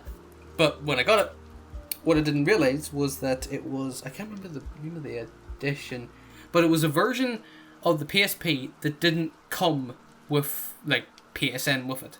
It was just like it was like a I wiki remember like this one you told, yeah. That's weird. it was like an offline PSP basically. And so all those lovable little PSP games, I was like, oh, I could get DLC for this. I couldn't do that. So it's like. I think my experiences with like broken stuff for my consoles and whatnot comes down to the Switch with the dock that I got, Oh god, and it was the Super Smash Bros. Edition one, and I loved it. And for some reason, it just stopped working. And I think it might have been because some dust might have gotten into it, where the connection was. But anytime I tried to put my Switch into the dock, the green light wouldn't come on, and I had to get a new. I got a new one now, and it works fine. But it was just such a sad time. And I've also had a fair share of broken controllers at times, and there'd be rumors of like friends of mine growing up who would be like, "You just eat the analog sticks, like the part that covers the analog stick." And I was like, I don't touch them. And I think the reason why they broke is because me and Alex playing Raging Blast 2, we would always do beam struggles, and in that game you would have to spin the analog like crazy. I know for a fact one day that whenever you had my controller, this is when you had like your nails were pretty long at the sides. You guys were playing a Dragon Ball game on my console, and I do know that when I got my controller back, there was like a slice down the middle, and then I just noticed that your nail probably was like in the crevice a little bit, so then it all started peeling off. Oh, I'm gross. So when I saw it, I was like, "You you! I will rain hellfire!" And that was also me when you spilled my Pepsi everywhere. That was nice. I don't drink Pepsi anymore, so you can't really do anything bad to me. Oh, I don't want to. Yeah, you say that. What about your breaking experiences, David? The day I came back from primary school, and my cousin Amy came with me, and if you see this, yeah, I'm calling you out. I got you. I got you on camera. My mum wanted to talk to me, and then Amy said, "Can I go play your PS2?" And during this time, I owned the kitchen. The kitchen was David's domain, because we had I think it was like a 45-inch TV. It was like this huge projector box brick thing. It was like a huge old vintage thing. And I had that in the kitchen with a chair, food, supply everywhere around me. I was living the dream. Ass was as flat as Minecraft. But then my cousin went to me, she was like, "Can I play your PS2?" And I was like, "Right, yeah, go for it, but you have to put in the wires and stuff." She's like, "Okay." And then she went in, and then she came back out, like, pretty quick. And then I was like, "You alright?" She's like, I just kind of not in the mood for it anymore. And I was like, okay. And then I kind of sat down for a bit, and I was like, I'll just play the PlayStation 2 whenever she leaves, just because it'll just have to spend some time with her and stuff. She then left, went back into the room. I realized that she broke the cable. Oh no. The power supply cable. So I keep in mind, this is back in like 2000s. Amazon didn't exist then. We didn't know where to go to get no power supply for a PS2. And then I was like, my mum was like, you haven't played the PlayStation in a while. I was like, because Amy broke the goddamn power supply. And then she's like, it can't be that bad. The wires were literally out. Like the whole thing was ripped open. And then she was like, oh no. And then we had to throw out the PS2. It all broke my heart. But then I got the Xbox 360, so I was pretty set later on. And then we had to throw Amy out. I did. which was awful. She landed in the middle of the train tracks and we couldn't find it. It was fucking so sad though, because the PS2 was like, every time because the primary school, because I was on meds, so like I barely remember jack diddly shit about primary school. So the only things I remember specifically from primary school is that 1 second. That's cool. Yeah, sure. Just leave it there. In primary school, just because I struggled with maths, because I'm dyslexic with numbers, I got thrown down to the lower part of my school and had to read children's books, even though my reading skills were fine, just my maths was not. And then every time I would go to school, I had to have a fight with someone, apparently. Someone just wanted to piss me off. And my only outlet was to come home. Ranger! And practically, except I was the one going, David! Just spread rugby tackle on them. But then, after all that there shit from school, I would go straight home, put on the PlayStation, hear that, wow, and I'm sitting there going like, oh, this is the magic. And then I'd pass out, relive hell, come back home, have heaven, you know? But then that was gone for like 2 weeks. I had to socialize with my family. It was horrible. Okay, I think we'll round this episode up now. You can't go till I say you can go. One last question for us. What is your favorite game of all time? I'm stuck between two. Okay. It's Jesus, that's really tough. I've kind of boofed myself. I love how you're like, let's round this up. Let me ask the hardest question. Yeah, possible. Let me ask the hardest question and add 20 more minutes of silence to our podcast. There's only like ones that I love to bits. You have Fallout New Vegas. You got Xenoverse 2. But I don't because when it comes to me like loving games, I never necessarily have favorites. Like I get that as well. But like. Okay, what was the one that really impacted you the most, if you can't think of a favorite one? The one that as a child I loved to bits was Jurassic Park Operation Genesis. That game was just too good. It was way too good. I will say, hands down for me, Halo, because the music when I was a kid, like till this day, the music is fantastic. I love the music. I keep getting like an old 80s vibe. I just think of like cause when I was watching your stream when you were playing it, it felt like a 90s adventure movie. Yeah, it's like but then I just loved the whole like space theme and all that. Like I do love Fable, but I don't think we're going to get another Fable game. So I feel like Halo's just taking that mantle because it's still going. I think for me, it might be the first Kingdom Hearts game. Because that, like, I would always come back from school and I would just play that so much. And, like, it made me really love those characters. It was super cheesy. But, I like cheese, so I'll eat that all. Gosh, Sora! Yeah, exactly. Like, I fell in love with Goofy and Donald. I cried with Goofy and Donald. Like, killed those Goofy characters. And Donald. I killed Goofy and Donald. Meanwhile, I was staying with Comatose Kyrie trying to get her heart back. Like, that was great. You were like Peter Parker to Harry Osborn.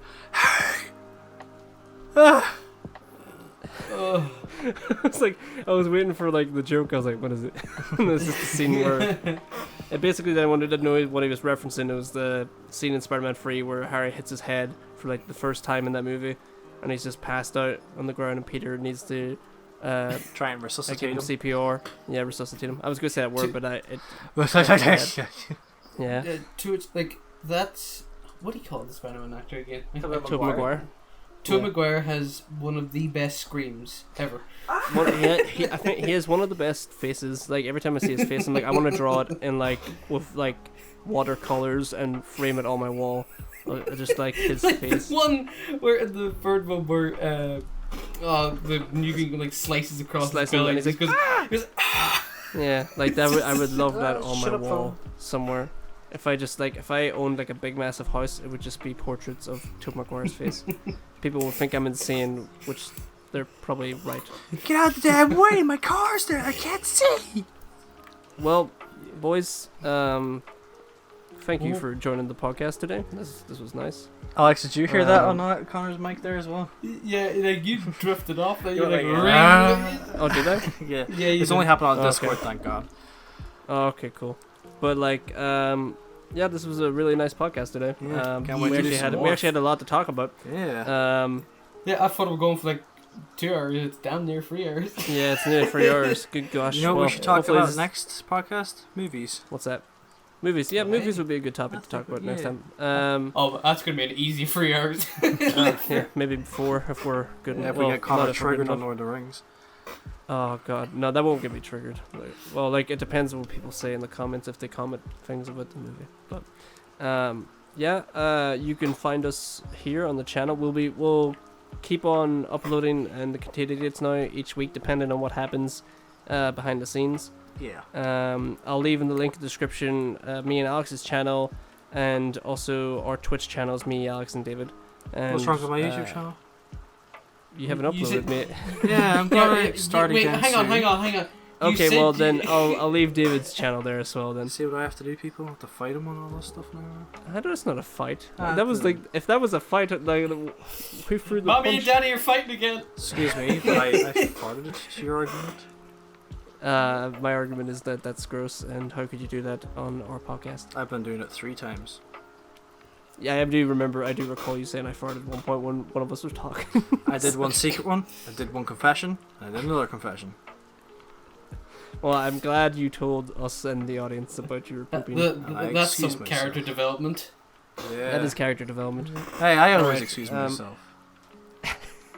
Okay, I'm not right. a monster. Thanks to everybody listening. We hope you had a good And time. if you stayed throughout the full And- 2 hours and probably 47 minutes, then wow. Yeah, I You're a legend. hope this was very good background noise for you all, and I hope you learned something today. And I about wonder, did us. you study? Did you? Or were Who studied? not anyone that's watching this? Did they study, or were they just I hope they. you know on Instagram still going through some stuff? You know, or on And their also- Tinders? Make sure to wash your hands And your face. watch Mhm, what you're doing yeah. and all that lovely stuff. Get all the nooks and crannies. Stay safe. Stay safe. And don't Stay go wild. outside. Be brave. Be wild. We just steal fucking another YouTuber's fucking He intro. comes after us with a hornet, like murder hornet, just going at us. Like, No, you want to be like me, huh? No, he just comes out with like bits of cactus and just throws it. Alright, okay. Thanks for watching, guys. See you all. Bye bye. And until we meet again, see ya.